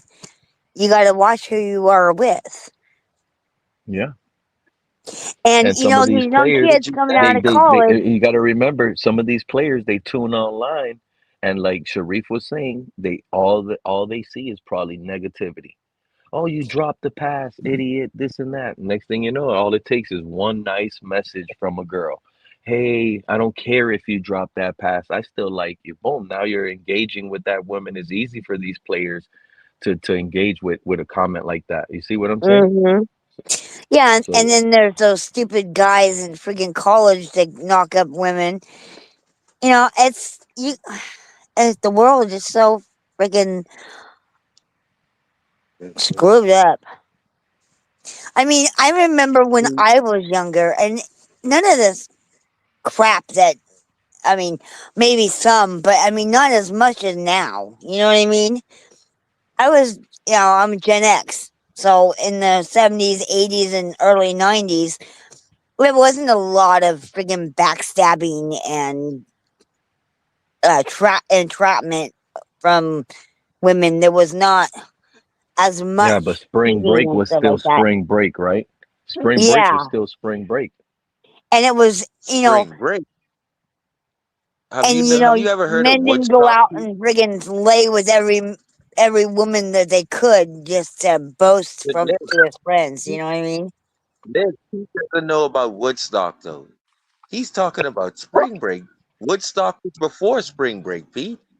Yeah. Woodstock was crazy. Everybody was smoking weed and having sex just where they sat. That's Yeah, worse than exactly. spring break. What is I was that? I never see, heard of that. see, I was that see that's the good thing about being a Gen X. It was after that and before this. So, like, but at that time, Oh, I feel let's like just you got more to tell. You got more to tell. I heard that anyone look up giggle. Woodstock. Just look up Woodstock, and it would be like you're in the Chicago Park, National Park. Everybody sits there, gets high on weed, and then later on in the evening, there is no syphilis, there's no AIDS, no HIV, no hepatitis, and everyone just has sex. Well, not only that, they walk around High naked on too. weed. Everybody's dopey. Everybody falling asleep. Everybody just bug-eyed. That's a party. Bro. That's a party. And now imagine that in Chicago National Bug-eyed Park. on weed. Oh yeah, there's 1,000 of us bug-eyed on weed, and now we're having a Well, it party. was more than Seriously? weed. It was Oh it was yeah. acid too. Acid? I'm high Yep. on acid. I remember Neil Rogers. I remember Neil Rogers used to say that. No, that was the guy who smashes watermelons, Gallagher. Yeah, I'm I high remember on him. acid. Yeah, I used to watch him. I used to watch him on TV when I was younger, 12, 13 years Yeah. old. Damn, yeah. Miami A lot kid. of people. I hate it. I hate it. I wanted the capital for next year. I'm not in agreement with trading Waddle for a first this year, the 30th pick in the draft. But Pete, we got a third and a fourth. It feels like a fourth and a fifth because it's one of the last picks in the third round, and it's one of the last picks in the fourth round. It's not. All we gotta do, There's nothing Pete, is exciting. get to the Now, even though I AFC wasn't high Championship. on Waddle, I was intrigued, right? Seeing him in a different scheme, doing more vertical things with whomever, Malik Willis or Quinn Ewers. Let's just see And what then them Waddle off the has. field when I it was gets the to one saying I'm flip-flopping on Waddle and I'm giving him a reset button because of the fact that I feel his career has been hampered, being held back by tired of Tua. seeing Waddle limp off the Come field, on, Pete. bro. They can We do don't know with what the $33 it's million scary. cap. Waddle could have easily been traded for a top 10 pick. Waddle could have easily, like if Waddle was coming out in this draft, he would easily be considered the number 1 overall wide receiver right now in this draft. A top 10 You want to pick. pay Waddle $33 million? You want to pay Waddle $32 million, Pete? The Broncos That's are the cap paying hit. him. The Broncos are paying him. Yeah, because Yeah, I want to and pay we're him. not. He's good. No, he's not worth that. No, good. Pete, he's not worth. No, sir. Pete, come on now. He's not worth that. Yo, what up, Mountie? Waddle's not worth number one money. Pete, what's up, man? We're tearing it down. Some say we're rebuilding. Some say we got better. How you feeling, Fonny, man? How you been, I listen, man. I anticipated Waddle probably being moved. One, look, you got new heads, you got new a new executive in there, and you got a new head coach in there, and they wanna get younger, they want to get cheaper. I totally agree with that. And see, the thing is, now Waddle, if that's the best that we could have gotten, I think we could have done a little better than that. Because the first round draft pick is like a second. I mean, it's like a modified. It's like a second. Yep. And a fifth. It's like a second and a fifth. Now, mind you, we hold Waddle in somewhat high. We like Waddle. However, he never made the Pro Bowl. He's never been an All Pro. So for us to get a higher first, that he would have had to at least been to a couple Pro Bowl or a Pro Bowl or something. For somebody to give up a high first round draft pick for him, I just don't see nobody's dumb enough to do that. Not Waddle, and then he gets dinged up too. Mountie, the only reason why I'm a little hard on the trade is I would have preferred. Matter of fact, it could have been the same trade, a first, a third, and a fourth. As if the first would have been next year and the third and fourth this year, I think I would have liked to trade more. Yeah, you see my point. But see, the thing is this. At first, I was feeling a certain kind of way. When I saw, I was like, what? And then when I saw the compensation, I was like, no. But it took me to settle down and say, hey, look, you know what? Let's see let me see what Sully does. Let me see how he can flip these picks. Because he could trade those picks. He could trade those pick up 2 more seconds or something like that, or one of those Or first. could something crazy happen with the amount of picks we have? We flop into the number 1 overall pick. Could that happen? We could package that one of those first and a third and move up to in the top 5. I want to see. I want to give the guy a chance. I want to give Hafley and Sully a chance to see what they can do in the draft, because I mean, yeah, this year is deep for wide receiver as far as I'm concerned. Next year is quarterbacks. So I mean, Achane, I think he's probably next. I really do, because I don't think it's depend on what he's asking for. Because if he's asking for 13, 14 million, I don't think they're willing to pay that. I really don't. I don't think they're willing to pay him that. And then And you he's a think, small guy and let too. me ask you, because somebody else mentioned it up here earlier on this live stream. Let's say they get the sense that Achane might hold out because he is asking for a bag. Would that persuade the coaching staff to go ahead and want to trade him away faster and take I think so. something less? I think so because I'm I gonna be think honest Sully. with you. You might not I think agree with me, Mounty, but to me, I think what you're gonna get for Achane at most is a 3rd rounder. Or if it is a second not top rounder, 5 rusher in if the it is league a though. second rounder, it might be like Seattle Seahawks 2nd rounder. Oh, the Seahawks gave you their 2nd round draft pick. Now you got a 2nd round for Achane, which in reality, that's the last pick of the 2nd round. You could call that a 3rd. Well, see, the thing is this. Well, look. We could like with him. We can play this. We can play this a different way. We could let him play. If he holds out of training camp or holds out of OTAs, okay, great. Yeah. He's a freaking running back. He's not a quarterback or a receiver. Okay, not that big a deal.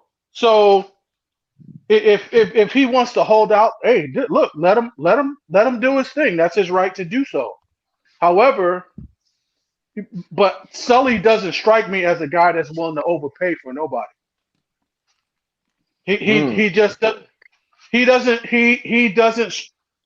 strike me. He doesn't strike me to pay for. We don't know that yet. Well, one thing I could tell you, and I get it, he's not the GM in Green Bay, but I came out here when the Micah Parsons trade happened, and it wasn't because I was trying to be contrarian or anything. I just didn't. I think the Cowboys fleeced the Packers, getting all those 1st rounders for Micah Parsons. They overpaid. I think they overpaid. I just think they haven't been able to. And I'm gonna give you another example. Micah Parsons is a beast, man. Number one, I'm afraid if they get capital like this, because number one, they overpaid for Micah. They overpaid for Malik Willis, in my opinion, at the moment for what he's shown. And now you're gonna tell me if they had a lot of capital to play with, we can trust these guys to not They haven't overpaid because they haven't had the capital. That's the reality of it, Mounty. I think Malik Willis. I think he's paid based on the risk that we're taking in the situation that we're in for a starting quarter. Because look, you pay him that. Obviously, I mean, me personally. Let me just keep it real with you. I was ready. I had my heart and mind set on having Quinn Ewers be the guy next year. Okay, I really was. That way, we don't have to pay anybody. We can let him play it out and put some pieces around him and see how he does. But being they from Green Bay and they have a relationship with Malik Willis and they know how he plays, and Jeff Hafley, has to he's play. He knows how he plays. He has his defense playing against him. So I know that's probably what he likes in his character, not just what he brings on the football field, but off the field. So, and then Malik Willis, he's like one of the fastest players in the league with an arm he has no limitations. He has no limitations, especially coming from what we had. Oh my God, he's day and night. He's day and night. We got a quarterback who can run. There's plays that is we it can really open up day and night? Is it really day and night? Dude, Pete, how many rushing yards? How many rushing yards does Tua have in 6 years? Maybe 200. I was gonna say like 3 yards. Maybe 200. He has no rushing yard. He has really no rushing TDs. He's not a threat to run at all. At all. He doesn't bring that dimension to us at all. We even scared to do a QB sneak with this guy because we think we're going to get hurt. Like he's got too many limitations. And for us to pay him, I know it's water under the bridge, and for us to pay him and be tied to him for the next 2 seasons, that was criminal. That was actually criminal. That's ridiculous. That's absolutely ridiculous. How could you pay a guy like that? You let him play on his fifth year, and then let's see then. Now we're in a position, and we're in a position where we don't have a full deck to work with this year because of Tua's contract. But that's water under the bridge. I said what I said, but I'm anxious to see what Malik can do here, and I like Sullivan. I like his approach so far. I don't think he's a flashy. I don't think he's a flashy guy. I really don't. He likes to draft guys and develop guys. That's what you're supposed to do. Draft guy, that way you maintain your cap health. You're not getting Jalen Ramsey's and Tyreek Hills, and now you have to cut them. Now you're dealing with all this dead money, and that's crazy. Dealing with prima donnas. Jalen Ramsey. It was rumored that he was had kind of an issue in Pittsburgh, that he wasn't kind of getting what he wanted or something. He wasn't playing. They wasn't playing him where he wanted to play or something like that. So I'm like, all right, well, see, you're dealing with prima donnas, people that's all pros, that's already established in the league, and you're trying to bring your philosophy to your team, but he doesn't buy in. So you get rid of him. Get rid of him. You get rid of that price tag. Let me ask you, Mountie. You don't think it's a possibility that Jeff Hafley already lost the locker room? No. No, he ain't been in there. He ain't had a chance to get answers. He ain't really had a chance to really get with none of them yet. Maybe just the preliminary, just to introduce himself. Exactly. What do you think these players are looking at him as right now that are currently on the team after trading away someone like Waddle? You think the players are happy with that? You think Malik Willis, their friend, their buddy, Malik Willis, signed up for this crap? You don't think Malik Willis probably sat here and said, man, yeah, I'll go to Miami. At least we got Achane and Waddle. They lied to that man. They done took a weapon away from that let's man. just be honest. Let's just be honest. We don't know we weren't a fly on the wall. We don't know how that conversation went when they were trying to get Malik Willis over here. Yeah, okay, but let's say that conversation did go the way you're thinking it went. Oh, hey, we're going to trade Waddle when you come to Miami. We're going to trade Waddle, and we're going to get Jalen Tolbert for you. You don't think he talked to Arizona, and Arizona's telling him, I got Marvin Harrison Jr. for you. I got Trey McBride, Michael Wilson, and we got a squad. We just signed Tyler Algier. You come to this offense. But you got to remember, though, Malik Willis, listen, I think that he's a humble man, but I think he's very competitive. And I think that I think he has somewhat of a chip, something to prove. You got to look, ever since this kid was in college, now his job got harder. It's hard. And Green Bay, necessarily. He had a barrage of weapons to throw to. Jaden Reed, Christian Watkins, Tucker Kraft, Luska Musgrave. I mean, the list goes on. They were good players. But we picked up some solid players. And plus, not to mention who we going to pick up in the draft. Like, See, we listen. What it is going to come down to. We don't have to worry about an immobile quarterback who can't move around in the pocket to increase his odds of completing a pass. Okay, Tua, But we he have to can't worry move about the around. accuracy of the pass. Is it going to be there on time? We don't got that no more in the league. Well, Tua didn't have that right away. He That's didn't all have Tua that has right away. been known for since the beginning of the aging of time. Yeah, but he threw a lot of he threw interceptions too. See, plus he's got duck feet. Yeah, he can't move. Just like when we played Buffalo that year, and he said, "Oh well, they've got to move around so I can see him." No, you're supposed to move around so you can see him. Somebody's got to tell you. Listen, first of all, is this? It's called football acumen, IQ. If your receiver is running a 7 route or a 4 route, and you got a defender in between the hash, so you mean to tell me that the receiver is moving, he's moving, but you have to move to create a better passing angle for yourself. Like it's almost like basketball. When you play basketball, when you're dribbling too much, you allow the defense to control what you do.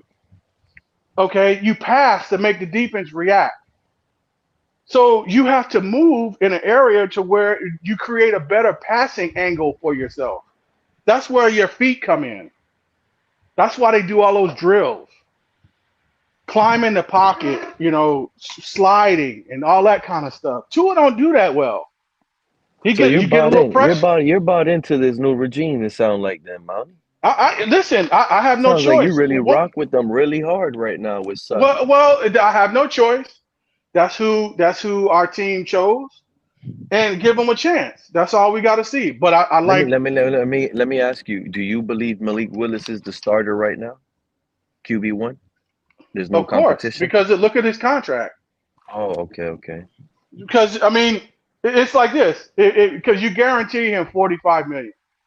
Who? Okay.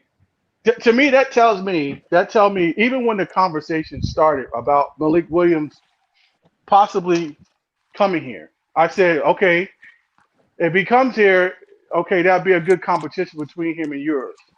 But when I saw the contract with the guarantees, he's not sitting the bench for $45 million guaranteed. With $20 million, especially, and we're already paying Tua. And that's why I thought that was kind of messed up. What if we draft Ty Simpson in the first? Listen, they pay Malik Willis $45 million guaranteed. They're not gonna. Nobody. Yeah, it's gonna be. It's gonna. They're gonna compete in training camp, but he's pretty much. To me, that says he's pretty much the starter. So Mountie, let's say they compete in training camp, and Quinn Ewers. We got fans going out there, right? Shout out to Cat in the Hat. Cat in the Hat is going to be at every practice during training camp. What if we got Cat in the Hat up on the panel screaming away, yo, Quinn Ewers is lighting it up. He keeps winning every day. He looks better. The passes are cleaner. Now we got quarterback controversy, right? Now everybody wants Quinn Ewers to start because Malik Willis is stinking it up. Passes are just errant, overthrows, short, hitting the dirt, not accurate at all. And we see passes being completed by Quinn Ewers. Let's say they go out and start Quinn Ewers over Malik Willis. Is that not a bad look on the evaluating standpoint from the coaching? No. Absolutely. Because why would you guarantee? First of all, he should have. See, you guaranteed. See that he's got guarantees. He's got guarantees in his contract. So that's telling me that he's slated as the starter. Like, you're not going to bench him. You're not going to start him over a 7th round draft pick. You're not going to bench him over a 7th round draft pick. Giving him $45 million. You know what I think? I think they brought in Willis to help develop yours better. That and also a bridge quarterback. Yep, exactly. Mr. Pope, how you, sir? I'm okay. How you doing, Mountie? I'm good and yourself. I'm doing okay. I'm liking what you're saying there. Yeah, I like both of our quarterbacks. I like yours. I like I both know, of them. although it was a small sample size that we saw of him, but I just absolutely love his poise. He doesn't be hopping and jumping around in the pocket. He doesn't play scared. Doesn't run He like a he duck. he goes through his progressions. He sees the field. Yep. The dude's got a kill. He's got a great arm, and he's mobile. He's smart. He's intelligent. So I thought that he was going to be the guy. But see, had McDaniel been here, he was going to be the guy. I'm willing to bet because if you remember, McDaniel said I guess one of his pressers that talking about the quarterback position and things of that nature, and he was like, well, the quarterback of the future could very well be on this roster right now. So we already know who he's talking about. He wasn't talking about Tua. Tua had already been benched, done. Yep. He's over Tua. Tua he has diminishing. Tua I call it. He has a situation. It's called diminishing returns. Tua He messed up his friendship when he ratted everybody out, bro. Week 1.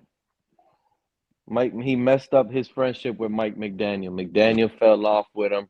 Like, who's gonna be behind that? The only thing that sucks is McDaniel should have benched him earlier. We could have possibly had rookie of the year at quarterback because every other quarterback stunk it up. And we could have probably made it to the playoffs in all reality because I don't think Quinn Ewers sucks like Tua does. We would have if Quinn Ewers would have started week 1, we don't start 1-5. Listen, I'm gonna tell you, and then I'm gonna tell you this about this Malik Willis. And Tyreek Hill probably never gets hurt because he don't make that sideline dumb catch to force the ball to him at. I'm gonna tell you this about Malik Willis. It had Sully and Happy really thought highly of Quinn Ewers. Malik Willis would not be on this team right now. Obviously, they're not big on him. Obviously, they're not. They probably have watched tape on him. I'm sure they probably have. Because they probably don't make decisions like that without watching film on him. And they probably don't. They don't like him as a starter. They don't think he's ready to start yet or something. They don't. And then on top of that, he wants to be competitive. Hackney still wants to be. So to me, it seems like, yeah, we want to rebuild, but we still want to be competitive and win games. It's possible. So I don't think we tanking. I don't believe he believes in that. And Mountie, I agree. That's with Malik or with Quinn Ewers because I like both of the guys too. I do think we're at minimum 7-win team with both. At minimum 7-win team. I think it'd be more 9 or 10. Because we're gonna still get more players in the draft. And then we're going to get more free agents post June 1st because we're going to get a little bit more salary to wiggle with when some of that kicks in from the post June Chubb and the Tua Chubb. So we'll get a little bit more money to play with to get some cuts from other teams, finish up this roster, get it going. We're going to be the unknown. And in reality, I think it's going to be hard to stop us. It really is. I don't know. Well, we'll see. And then with the Slowick, I don't know much about him, Bob. I don't know much about him, but other than the fact that he's from the Shanahan system, which Shanahan systems do not like mobile quarterbacks at all. They prefer a box that's type not true. Thrower. They like that's a box not true. thrower. No, Pete. I got to disagree with you on that one. What kind of quarterback was John Elway? John Elway? He was like a strong arm quarterback. And will take off on your ass too. When they won the Super Bowl against Green Bay back in 98, 97, something like that, Dude, John Elway would take off on you. Absolutely. I mean, he wasn't a runner like that, but he would take. He was a big quarterback, 6'4", 6'3", 225, 230, something like that. He was a runner. Yeah, Absolutely, he was a the runner. two quarterbacks that shocked me that I really never got to watch like that were And real then who runners else? and nobody talks about are And then after John Elway left, Joe Montana and Steve Young. Both of those guys are mobile, but nobody mobile really talks to them. quarterbacks. And who took over for Elway when he retired? Jake Plummer, Jake the Snake Plummer in Denver. Jake Plummer, yeah, he was a little. See, a mobile quarterback. All those bootlegs, those waggles. Yep. So yeah, a mobile quarterback. But what about Kirk Cousins and Joe Flacco's? What about all that? Kirk Cousins, when he was younger in his prime, like he was younger. The Brock Purdy's, the Jimmy Garoppolo's. Shit, last year, did you not see Brock Purdy last year? That dude was taking off, getting first downs, ripping off 10-yard runs, 8-yard runs. Oh yeah, he would take off. He would take off on you. So listen, Slowick. But see, the thing is about Slowick though that I'm researching now. Slowick has worked on both sides of the ball, so he reminds me of Brian Daboll. How Slowick got to the NFL, right? No, I don't. He got hired first as a PFF guy. He came from PFF and made it to the league. Shout out KP. So it's not like I don't know. I could be wrong, but I don't think Bobby Slowick has any like football track record where he played or anything like that. All I know is he came, he got in the league, he got accepted in with Shanahan through PFF, and that was it. That's what I heard. Well, I know. Well, at least Hackney. Listen, I trust Hackney. He has a relationship with Bobby Slowick. You know, he's coached with him in different places. I think Boston College, San Francisco.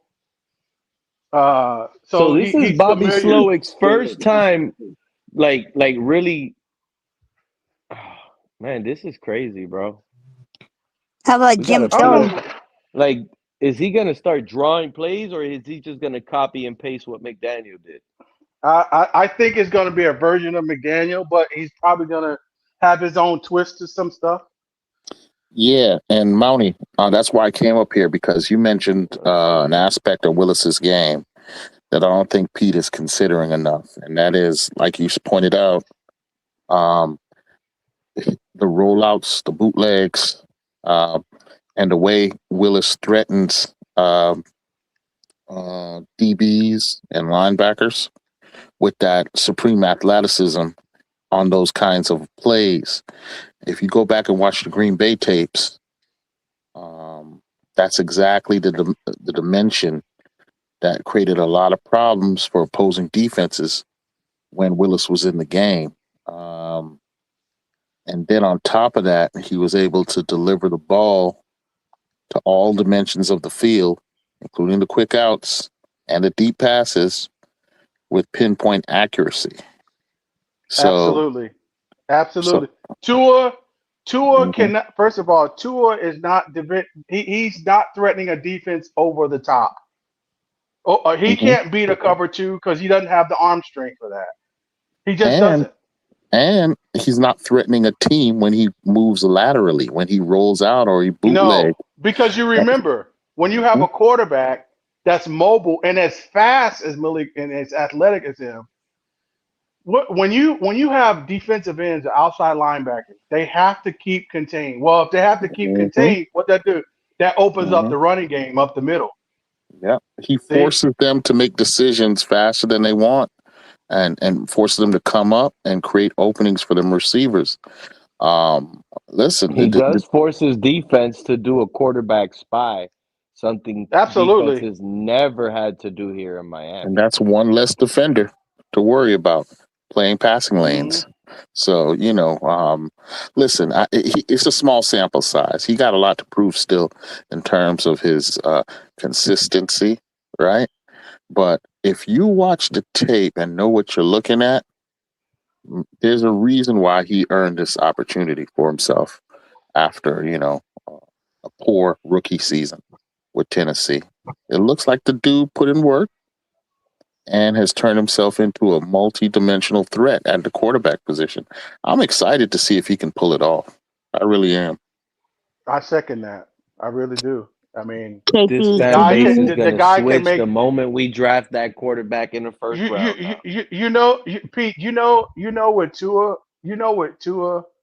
They had to modify. They had first of all, Tua can't throw every route on the route tree. He just can't. That deep seven, a seven route, a deep corner route. Tua can't throw that and throw it with he any velocity. Tua could make every throw because we've seen him make every throw. No, It just no. needs to be on time on a specific But play. because he He can't just get can't. it, He he doesn't just have the can't get velocity to get it late down on there the fast. down, late in the down. If you're too far out there, yeah, he ain't getting that ball out there to you. You're too far for his arm. But Yeah, if you're in radius of his arm and the play call hit where he got the one-on-one, we've seen Tyreek go get it. And the ball traveled 30 yards. That's all it really needed to travel. and the ball floats. It doesn't.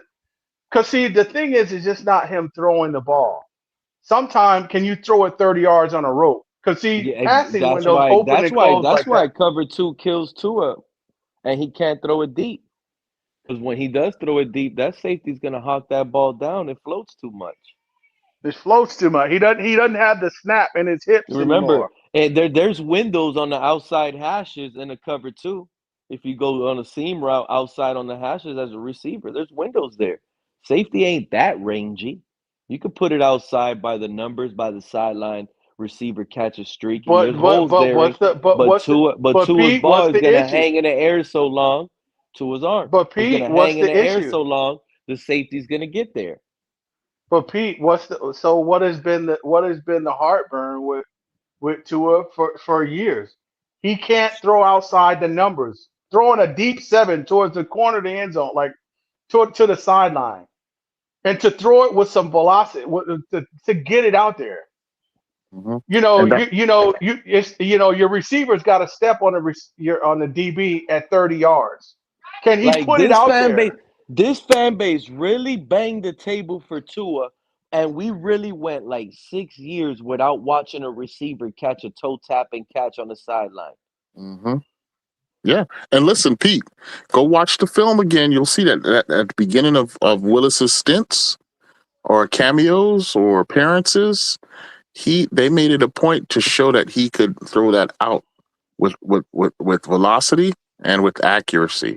They ran that quick out and that intermediate out a lot to begin his series of play. If you go back and watch, and they did that on purpose. Yeah.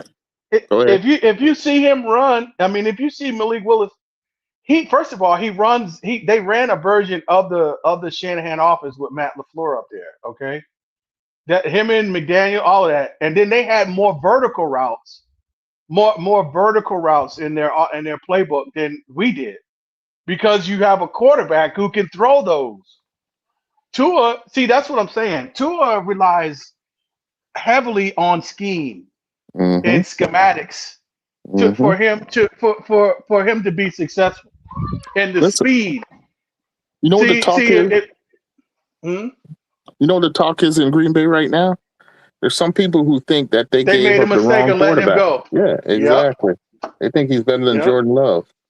So, all I know, Tua scheme was think everything. those are Now I know Dolphin scheme. fans with Packer pictures fooling y'all. That's what I think is happening. Listen, Ain't nobody over there think Malik Willis is better than Jordan Love. Well, no, I wouldn't say that. But what I'm saying with Tua is the fact that Tua biggest game they're hyping Malik Willis up, he lost against Tyler Huntley, KP. Against the Ravens? Oh, he had a great Did he game lose it or the versus defense lose it? Oh, now the defense lost it. I don't know. I mean, football is a team game. Like, if did he do 2 or 3 interceptions? Nope, he didn't. It was the defense. They couldn't stop him. And then Okay, they had there a you key go. fumble. He had one touchdown pass. That One was of them it. running backs had a key fumble that screwed him. Wait, are you talking? He had 5 touchdowns that game. What do you mean? In the playoff game against the Bears, he threw 4 touchdowns.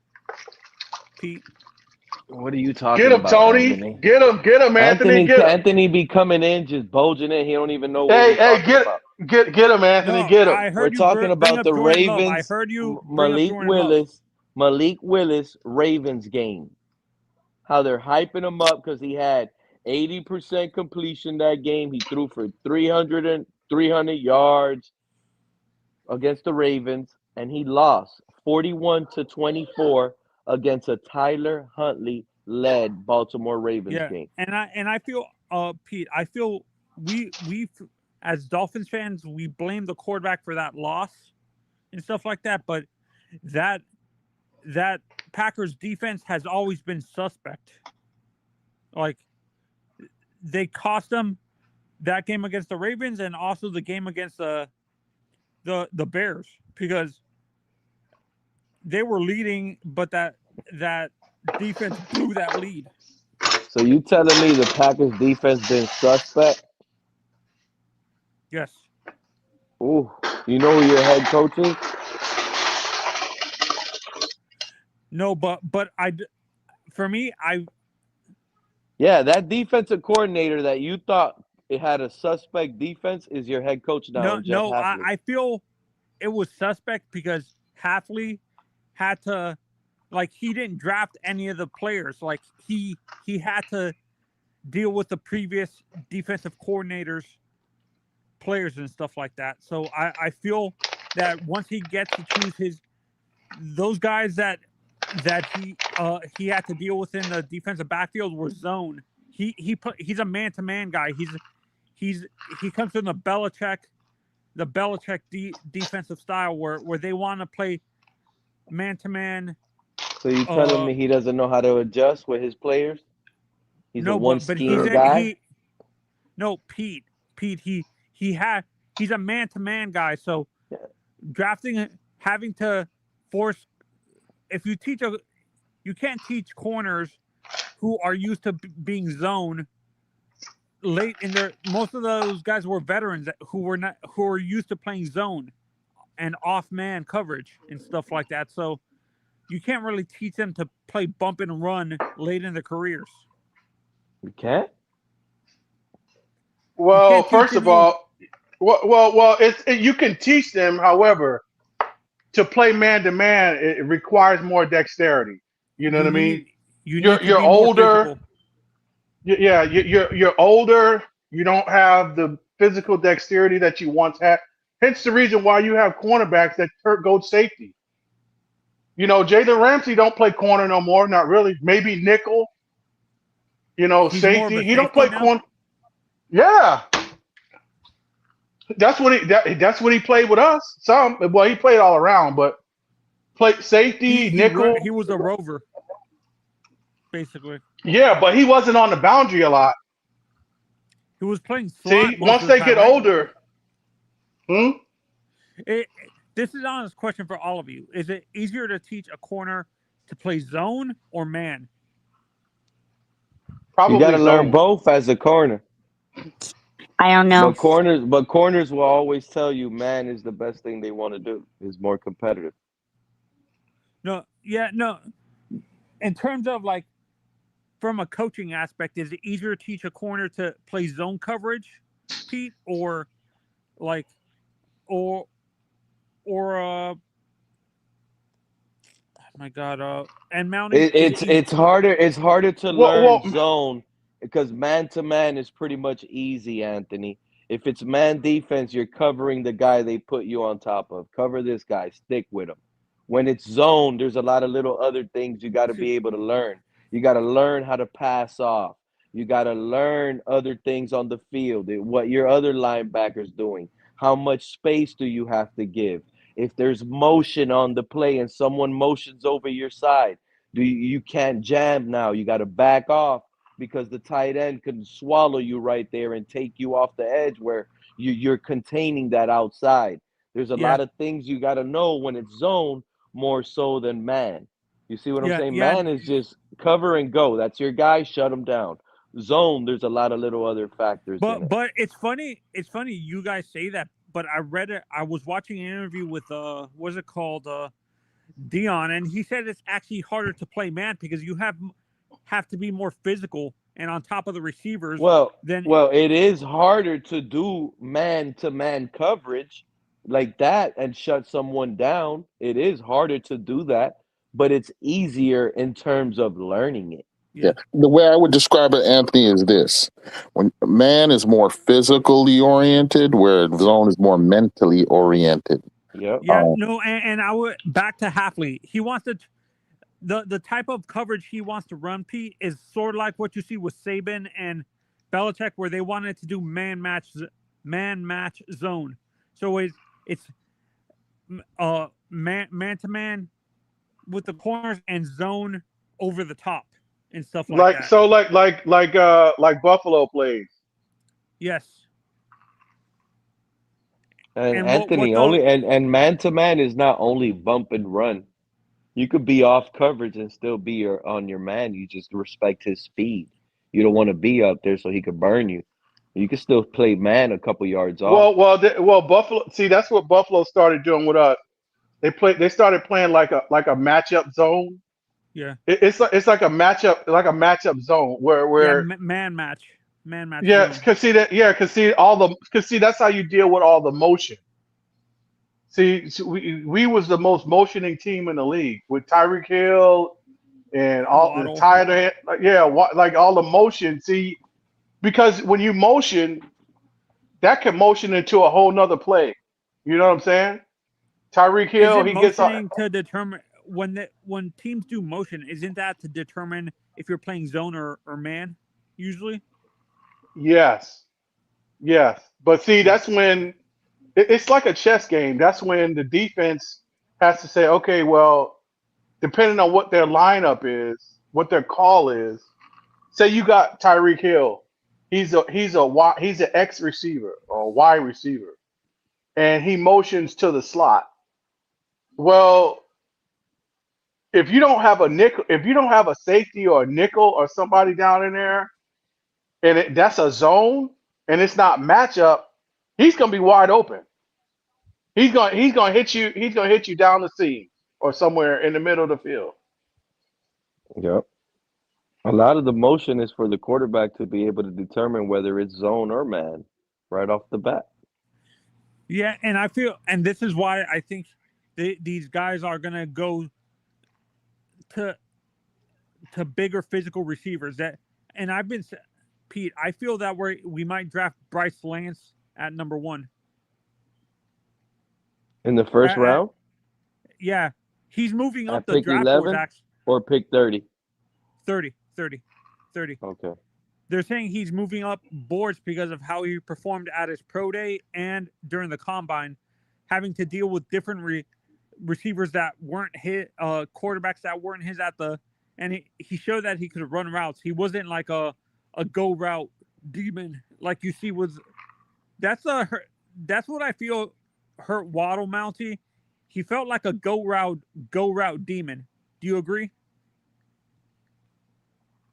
Say again. What I like about Lance Anthony is like, at least for his highlight reel, he's making all type of catches on the ground, on the sideline, with his hands, diving catches. Like, I liked all that. Like, you saw a different type of catches. It wasn't all the same timing. Yeah. It was a little mix up of all of it. So he is an intriguing. I'm just shocked that he's going that high. Oh, what I was saying, Mountie and KP. How big is he? He didn't look that big. Like, he looks skinny too. I'm gonna have to look at his size because now you're saying he's climbing to the first round. I doubt that. Yeah, no. Yeah, he's moving into the late first round, early second, and stuff like that. But Mountie, what I was saying is, I'm not sure if it's the scheme that McDaniel was running that made it felt like both Waddle and Tyreek were Jaylen and Tyreek were go route demons, and they couldn't run any Oh, other you know route. what? I just told you I didn't see his film, but I saw his highlights, and I'm actually shocked. That's how good this guy is, by the way. He does not look 6'3" on film. That's how smooth of a player he is. He He is plays 6'3", though. small. He's 6'3", 209 pounds. He's light to be 6'3", but the way he moves his body is like a 6-foot receiver. He's really agile, quick Yeah. off his breaks. They were Like comparing he him to looks Cooper like a Cooper Kupp. 6', 5'11" receiver. He Yeah. literally moves really. So I'm shocked that they're rating him as 6'3", because it's even more dangerous now if you're that Yeah. big moving like that. And the thing Yeah, is, he's part of a class of really good prospects. I know that the greatness isn't being attached to any of them except for maybe Tate, but there's a deep group of Tate is good overrated. prospects. But the group at wide receiver is very deep. So you're going to be able to get a good prospect through the third round. And KP, this is what I hate about football fans when it comes to these drafts. Just because automatically, if these drafts don't have an elite or superstar generational player, they say the draft is trash. When it's actually, I feel it's deeper with great to serviceable guys that are going to give you NFL production throughout their careers.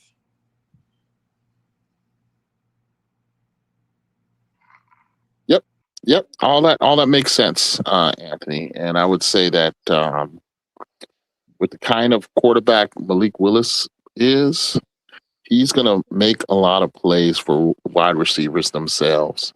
What I mean by that is when he breaks pocket, he is not a guy who, at least in the cameos of the last couple of years, has looked to run first. He's a guy who makes those passing plays out of the broken pocket, which is exciting because that's when a lot of big plays can pop.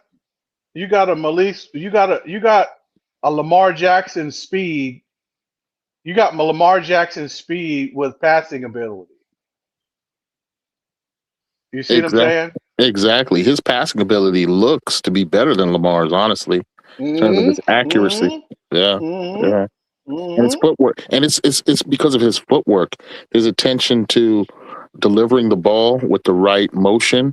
Looks like that he drilled on that the last 2 years, and you could see it come out in his play. That's why I'm so excited about him as a prospect. And see, to say about McDaniel's system, and Slowick is going to basically use McDaniel's system. See what earmarks that system is the fact that it emphasizes pace and spacing. See that helps to get your receivers open when you using motion and all the checks and stuff like that, and the route combinations that you're using. It gets your players open. See what I'm saying? So you don't have to be the fastest guy, but if you are the fastest guy, it's a force multiplier. So you can catch and run the yak yards. See what I'm saying? Because Don't worry, Jose. Why you think he ran away? Why you think he said this is one of the deepest drafts and ran away before I can disagree with him? But it's cool. I already told him twice. I'm not gonna. He just wants to sit here and stir up the pot, Jose, because he knows that's getting. This is not one of the deepest.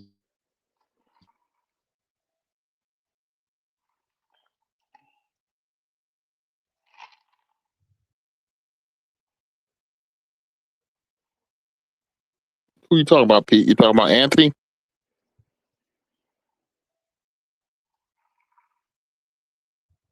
Hello. Anybody there? Mm-hmm. Yeah. Yeah. Well, like I said, time will tell on all of this prognostication. But I'm liking what I see from some prospects. I like the depth at corner. I like the depth at wide receiver. I think there's also depth at was it on offensive line. There seems to be some quality players. Even a few tight ends who look good, at least on paper. So we'll see. We'll see how these guys sort out once they're given an opportunity to play, and they certainly will with the way the roster is being constructed now, especially after trading Waddle. I mean, we got picks to do whatever we want in the draft. So, like exciting. We got 11 picks now?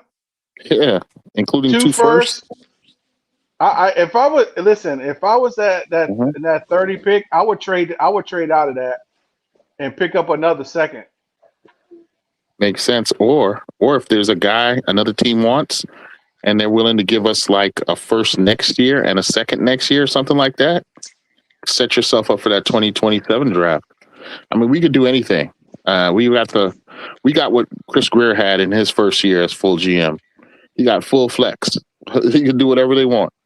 So I was neutral on the whole John Eric Sullivan thing, but I like the way he's set up the team at this point. He's given himself and the team options. So we're going to do what we want to do in terms of building the foundation of this team, and then we'll just have to see how they develop and how this thing works out. Call me crazy, KP, but I just think all of y'all are fooled because he did the obvious. I think I'm starting to believe this fan base is just satisfied. And like Joe Rose said, this is literally what Joe Rose said. I don't care if we lose every game this season. I'm just happy Lefty is gone. That's what I truly believe at this point. You guys are just satisfied because Tua is gone. But let me tell you, it doesn't mean all the moves that are being made are good for the team. They're just not. I don't trust this regime. I'm shocked that you're bought in at this regime Halfley. No. I think you misheard me. I think you misheard me. I said I was neutral on them, but I like the direction that they're placing the team in. But I'm not guaranteeing that they're going to be successful. I want to see, how they use these picks. I want to see how once these guys are in house. What's scary about these guys? They're gonna burn. I feel like they're gonna do us dirty. They're gonna burn our picks all over. It's like they've made the Greer mistake already, and I get it. I promise you, I get it. I see what some of you see in Malik, but I see it in the highlights. Some of us are just stuck on highlights. We're not coming to realization on the actual game. So when you see the balls start going and hitting the dirt and going out of bounds and not looking good, and yeah, I get it. Tennessee mostly, right? But at the same time, you are what you are on film. So maybe he corrected it, and you're going based on that of a correction where he can start passing out of the pocket and win in the pocket. Make no mistake, so we're Pete. gambling on that. Yeah, that he figured it is a gamble. It is a gamble, and he was paid a gambler's contract. He wasn't paid as a top level franchise quarterback, and so he's not getting paid to be that. He's getting paid for a shot to prove himself. And so I think we're positioned to have a lot of young, hungry players, right, who are out to prove themselves, who will be open to coaching, and who will give it their all to get to that next contract, which is the ideal rebuild climate. Again, I'm not saying I'm guaranteeing that we're going to be successful. That so is what would have been seen. what would have been the difference if we would have traded for or picked up Trey Lance? Let's say. Yeah, or we would have traded for Anthony Richardson from the Colts. Let's say we would have, instead of getting Malik, this regime, Halfley, would have said, oh, yeah, we like what we see in Anthony Richardson. We would have traded a third for him. Honestly, I would not have been saying as excited. The same thing, right? Nah, not me, because I don't see the same thing in those two gentlemen's film that I saw in Willis. I think Willis was outstanding in those limited cameos this year. He really was. Whereas, Lance Lance, he flopped a little bit when he was given a couple of opportunities with Dallas this year. And then, sorry, with the Chargers. And then, what was the other guy? Anthony Richardson. Yeah, I don't know what happened to that guy. He got hurt, hit in the eye, and he was never seen again, really. So those are unknown quantities as far as I'm concerned. Whereas Malik Willis, he put it on tape.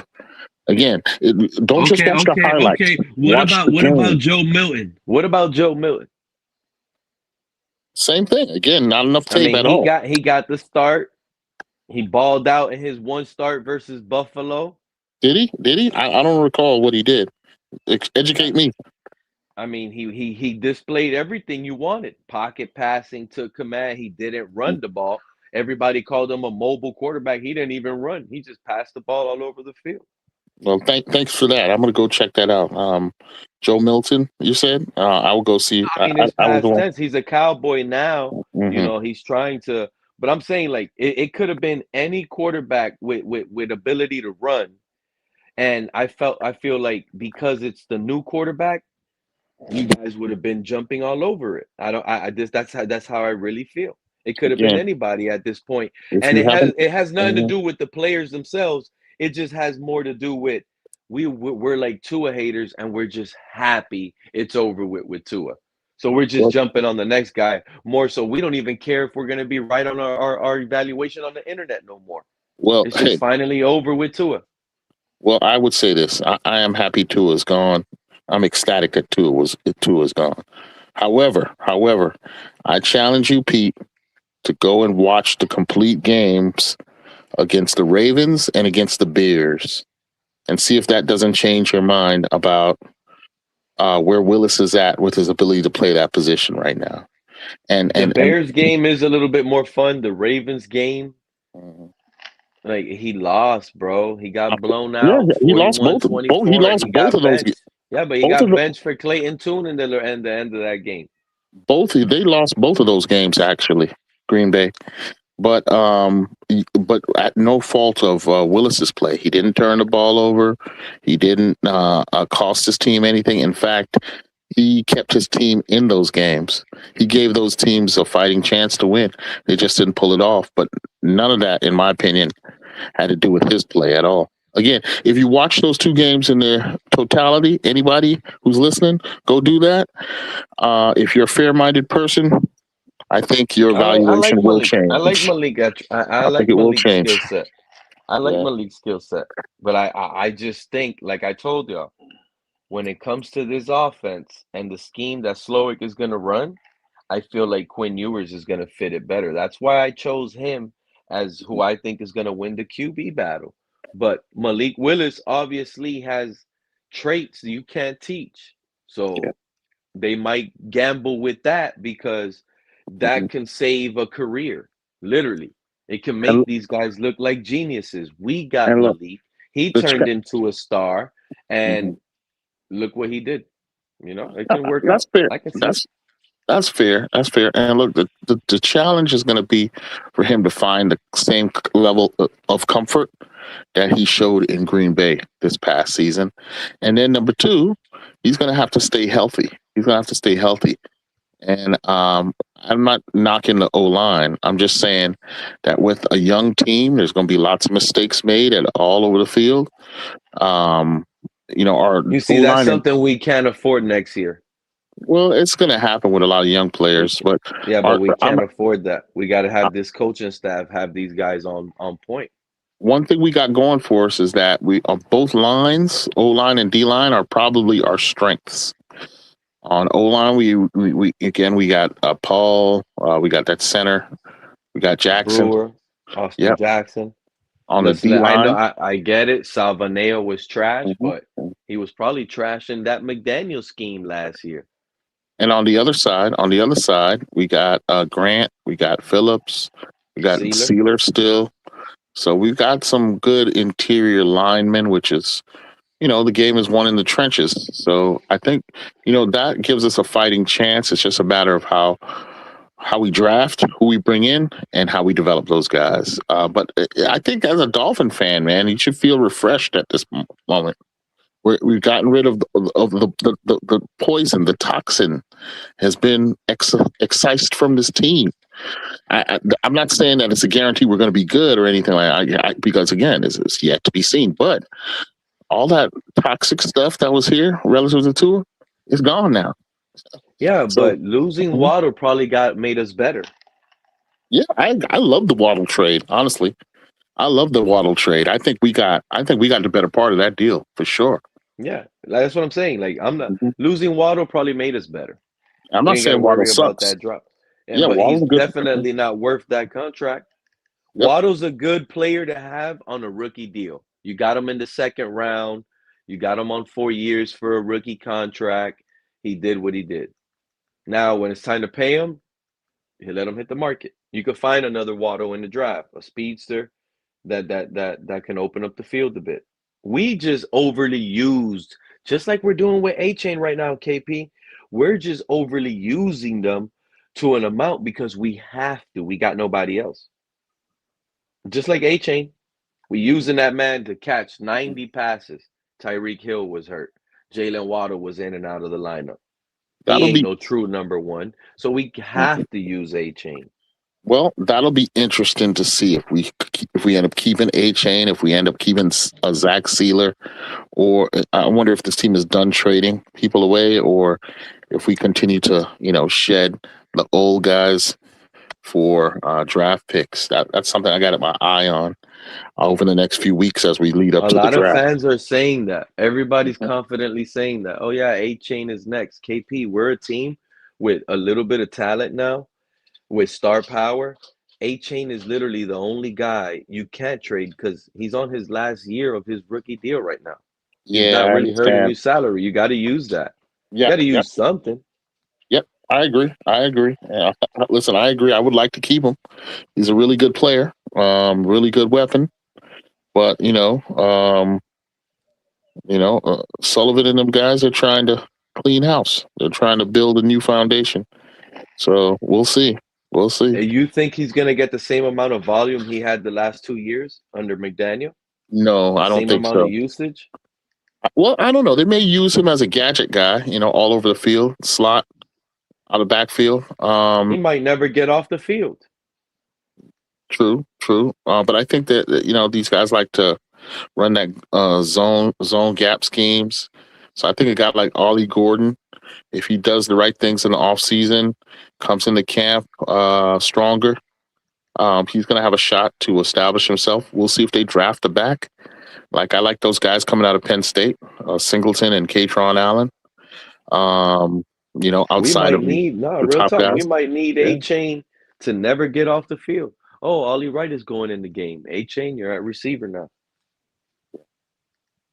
Yeah, like I said, I'm not too worried about the backs right now, especially if we keep Achane. I think we're solid out of the backfield as well. Well, we can't we can't forget though, as exciting as Devon Achane is and has been, he's not immune to injury. He can get dinged up now. We got to look at that. He's not a big guy. He's lightning in a bottle. He's exciting to watch, but he can get dinged up though. See, so we got to be careful about that. And then now it's time to pay him. I know that's one thing that they're looking at. He's not exactly your bell cow.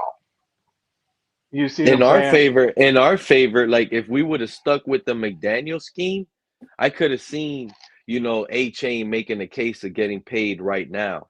Oh, you guys are gonna use me this much. Hold on, this Sully group, they might be turning around and telling Achane, we ain't using you as much as McDummy did before. So we're gonna evaluate you and see what your market is now under the new scheme. I don't know. They could be trying to pinch a penny here. They better be trying to pinch a penny.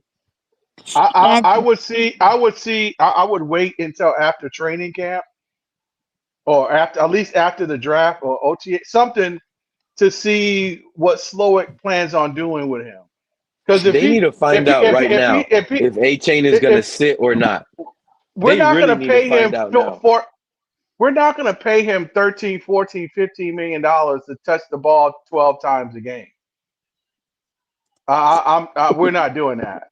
No. Melanie, I think what you meant was a cash cow. And I don't think Sully's gonna pay him. He wants to get paid too. Yeah, and did he I not don't say think that, Sully, Pete? this Packer regime, they're strict. They're strict when it comes to paying. Oh, you're a running back. Miss me with all those 90 catches. You're not a receiver.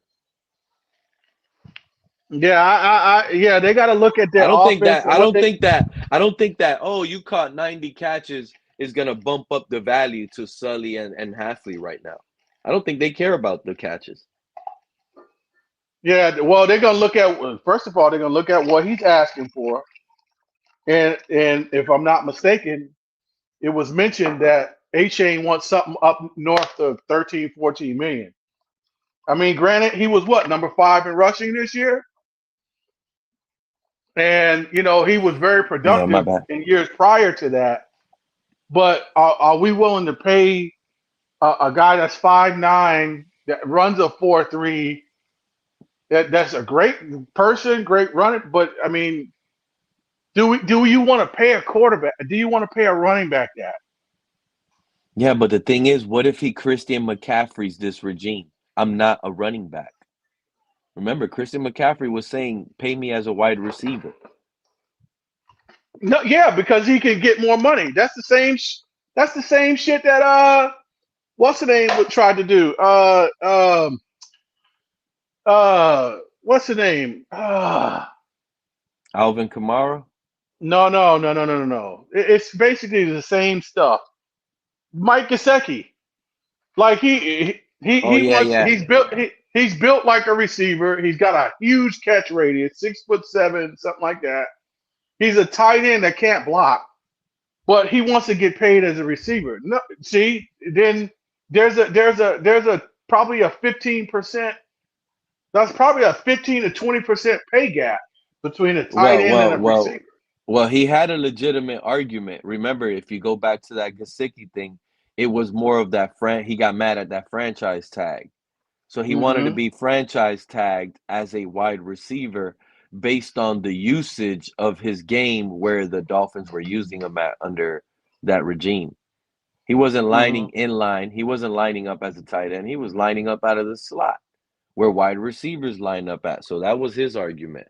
He was lining up as a receiver. He was playing receiver. Franchise, when you're going to franchise tag me, pay me like a receiver. And to all reality, let's be honest. When we got him, we called him our receiving tight end. We wanted a receiving tight end. We wanted that. We didn't care about, we need a physical blocking tight end. We were hungry for a receiving tight end. Yeah, but see, the thing is, when McDaniel got here, he likes blocking tight ends, tight ends who can block. Yep. So because it's a run first offense. Who can block? He can't. Mike Gesicki can't block. I'm telling you right now, Kittle. He became, because he plays his role. So it's not because he's more of an athletic freak than all these other tight ends. It's just because he does his job real smooth.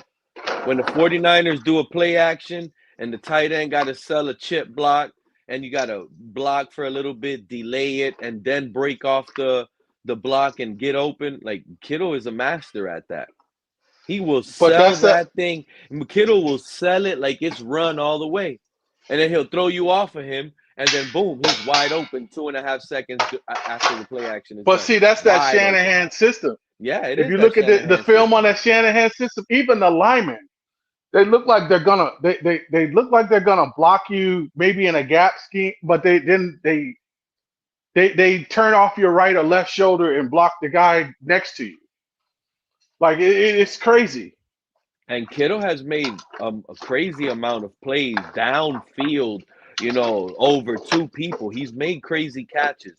but that's really what made him like elite and became special.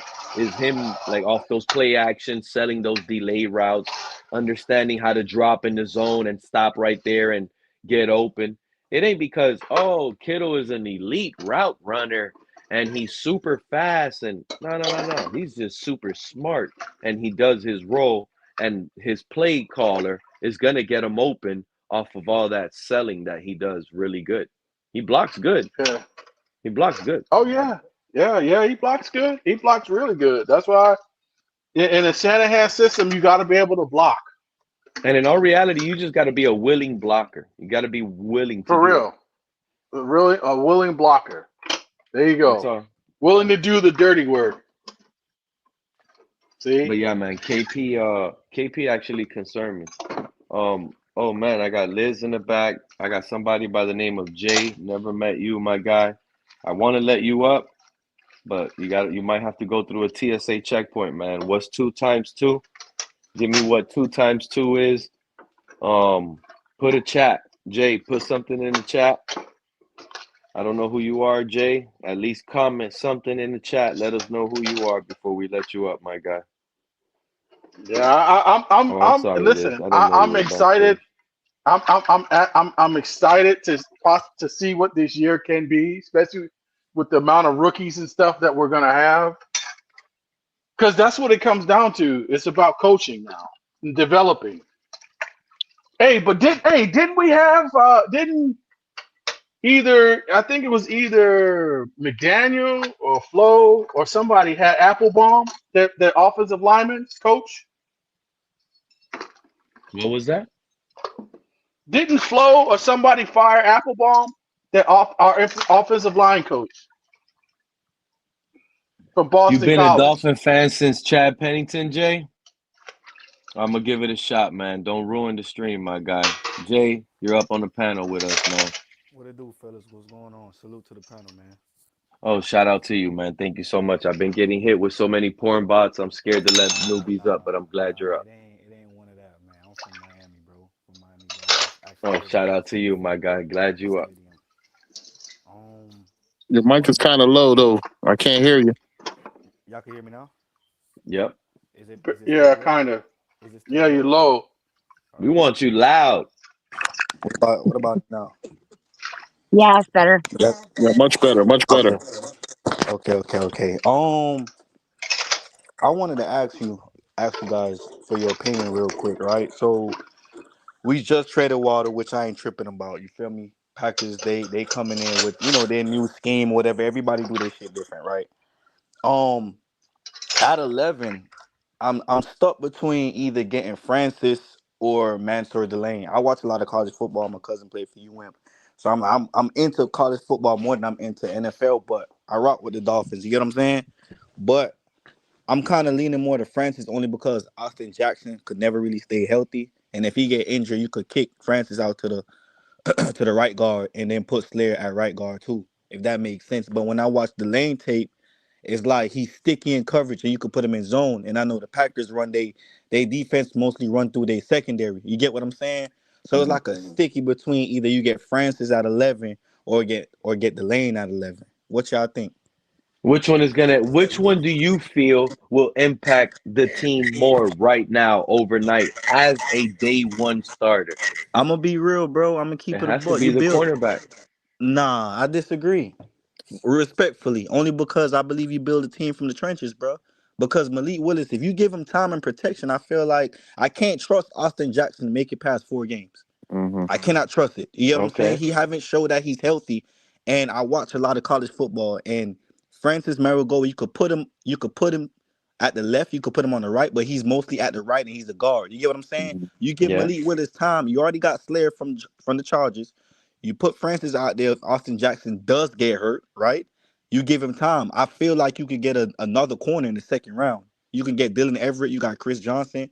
You got Poisiak from Washington. You got a lot of corners. You got a lot of, you know what I'm saying? And you just got a fourth third round pick. You get what I'm saying? So you have meat on the bones to play with, but the trenches, that's what I believe. You get what I'm saying? I feel like if you give Malik Willis time, he could do something. You don't really want him to scramble too much and running for his life. You get what I'm saying? Even though we know he can get up out of there. Yard man. Yo, I like both choices you mentioned, man. And the beauty of what Sullivan has done here is that they could go in any direction. No. I get it, KP. I agree, and I'm gonna let you finish right now. But this is important because I think he is spot on. No, I agree. The drop off from one offensive lineman from the first round to the second round, it's enormous in this draft. But the drop off from the top cornerback to the second round cornerback, is that big or is that not far off apart? No, Some there are a years, lot of some of good these guys corners. at the top are injury prone. You got Malik Muhammad, Avion Terrell. You got Willie. You got a lot of good looking prospects. But the thing about Let me add one. Go ahead. Yeah, I just want to add this. I agree, both of those guys could be the pick at 11, but also I think if one of them, if Carnell Tate drops, Oh, that's the guy. or even I'm even looking at Sadiq. Man, Sadiq is a weapon. I don't know how you could pass up those impact players. What if Caleb Downs, a high rated safety, is there at 11? I think there's going to be somebody really good at 11 that's going to fall to them. And I just want them to get the best, most impactful player. I'm not really locked into one guy over the other. I do like Magoa though. Magoa, I think is going to be rock solid as a dominant O lineman. If he's there, that's you like all those names you just named, KP. If Malia Oga is there, that's the pick right there. You don't even double guess it. You don't trade. You just get Only your guy. if Ruben Bain is not there. If Bain is there at 11, you got to go with Bain. You have So to if go with Bain Bain. and Malioga's there, you're going with Bain? I'm going with Bain because I don't have. Man. I need an edge. Nah, man. We got Uche, we got Uche, and we got Chop Robinson. What was Chop? And a Jabo. Okay, so I'm gonna go back to y'all. Ajabo been injured prone, correct? I ain't saying he gonna come here and he's gonna get injured. I ain't wishing for it. I hopefully he get a good career, right? Chop fell off last year. He wasn't the same as his rookie year. Things happen, right? Had a sophomore slump. Got to get back in the lab, right? Uche been bouncing around. Even though he's kind of semi still young, he been bouncing around. You look at Ruben Bain production from his freshman year to his junior year. It hasn't been no tackle in the draft that could cover Ruben Bain on a one-on-one. The tackle they got pending to go to the Steelers, I think his name is what's his name? He played for Clemson. What's his name? Miller. Ruben Bain demolished Miller his freshman year. Ruben Bain was wearing 44. Demolished him. Had 2 sacks on Cade Klubnik. There's no tackle in the draft who could tackle or block Ruben Bain. But I understand you can go either or, Bain or Marigold. But if Bain is there, you got Chop on one side, you got Bain on one side. You shore up them edges. But I can also understand why you get Marigold too. I can respect either or. With safeties, with downs, it's a lot of safeties you can get. It's a lot of safeties. Yeah, Kamari Ramsey. Call me crazy, Sack Man, but if you go back a few hours, you're going to hear me say we should draft Maluoga at 11 and Caden Proctor at 30. Sicario Davis, Dylan Everett, Chris Johnson. They like long corners. That's how you solidify those trenches. True. Who's your cousin? Who's your family member who's on the Canes? I'm curious. He don't play for them no more. DeAndre Wilder. He don't play for them no more though. He had number 11. He Jamaican too? Yeah. Okay, good. Now it's interesting because that's one of the things I'm interested in, like the Caribbean influence on the NFL, and a lot of it's a hidden thing. A lot of people don't care. Number one, or realize how much Caribbean athletes are prominent in football.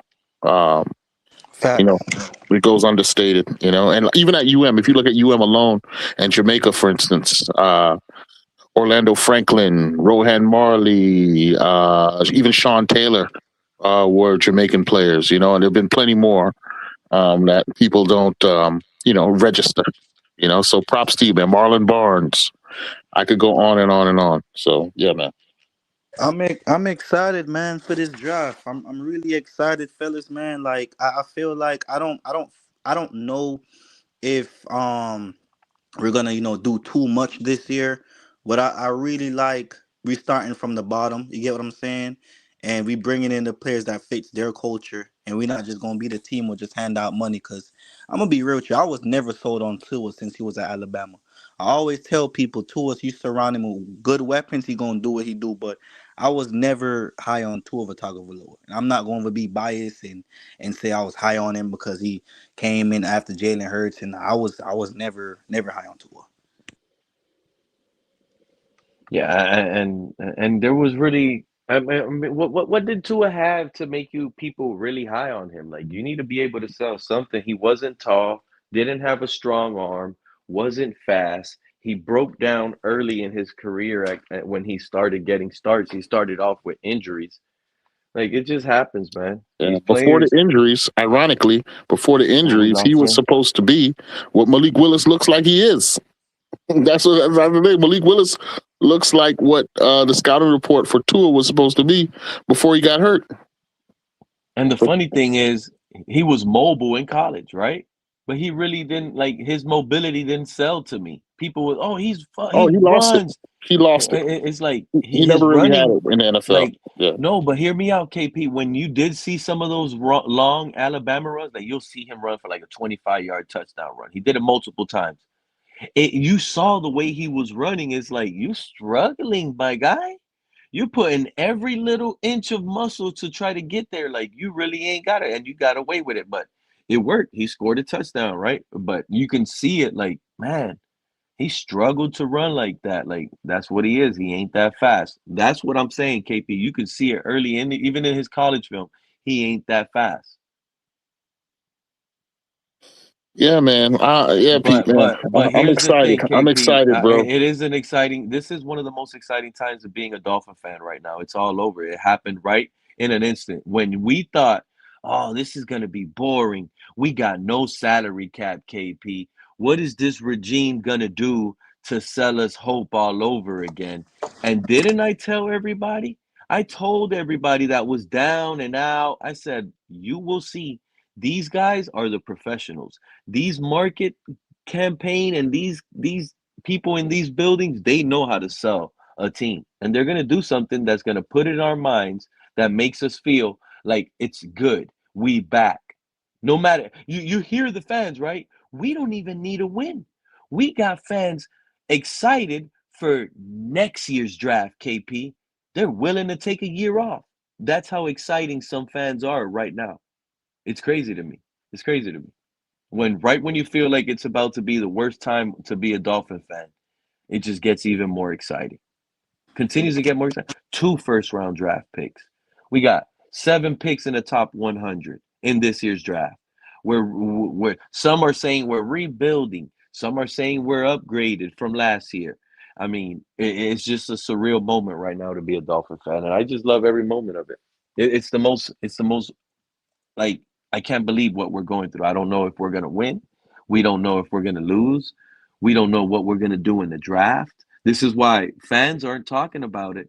But now having 2 first-round picks in the first, I don't know why, but the first thing it made me thought of having all these picks is we're going to trade up for a quarterback, whether that be Mendoza, whether we have to trade up for Ty Simpson. I don't know why, but I'm telling you right now, we're not done at quarterback. I don't believe that. It's gonna be something You interesting, there, man. Jay? Yeah, I'm here. I'm here. You can hear me?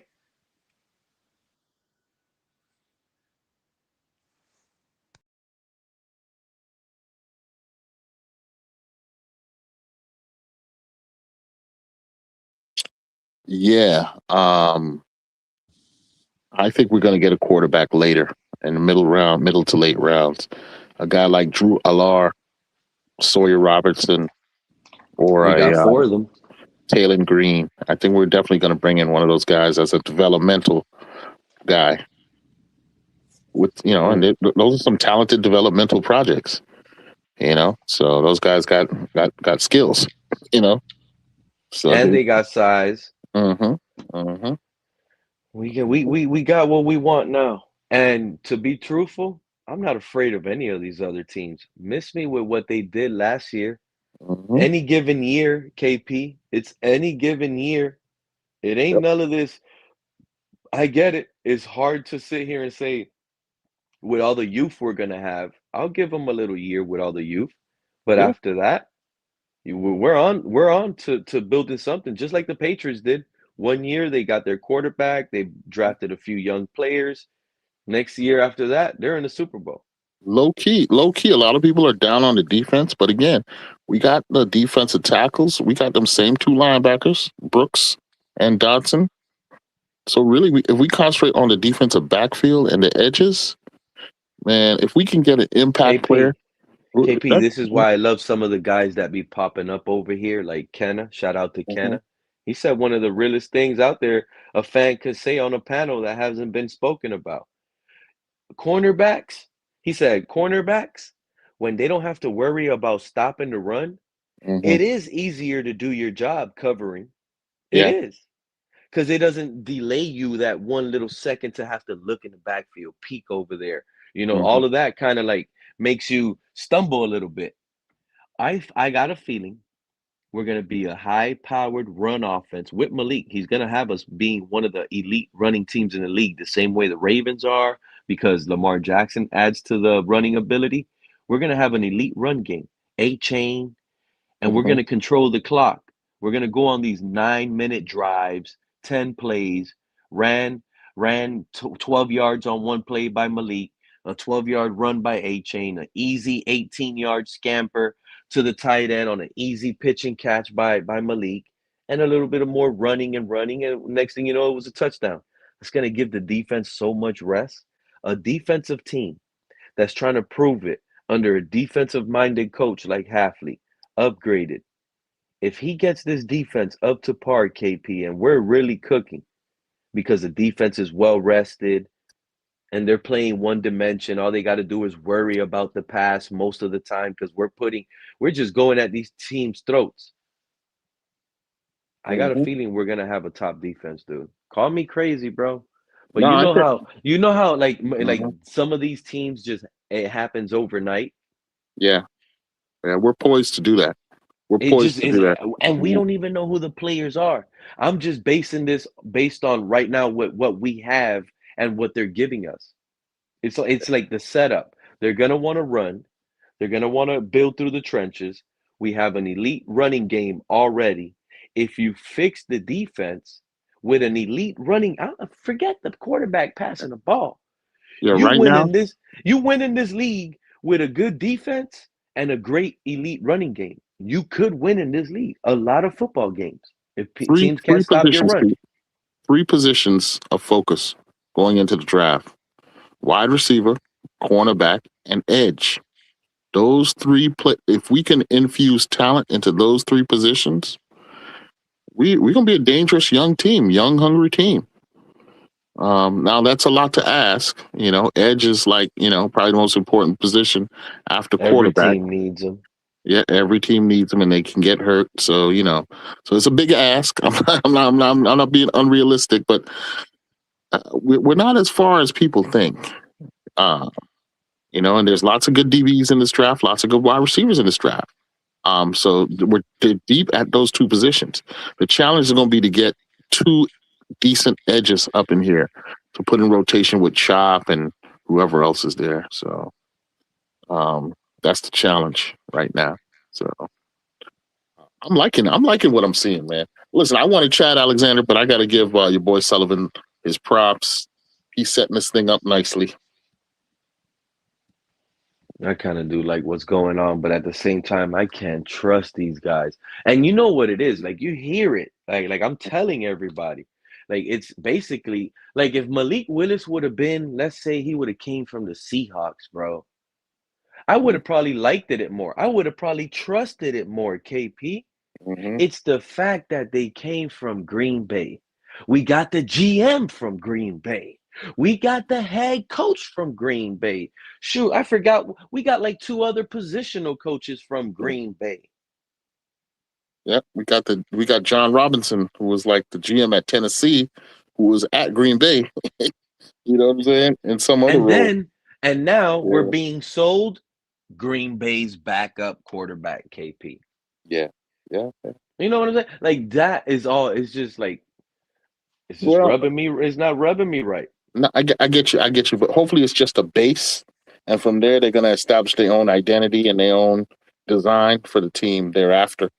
And I'm holding them, like I keep saying it, I'm holding them strong to that, KP. Once you burn it, like this regime, that's it. That's what I'm trying to get to you, KP. They made their bed. They got to lie in it.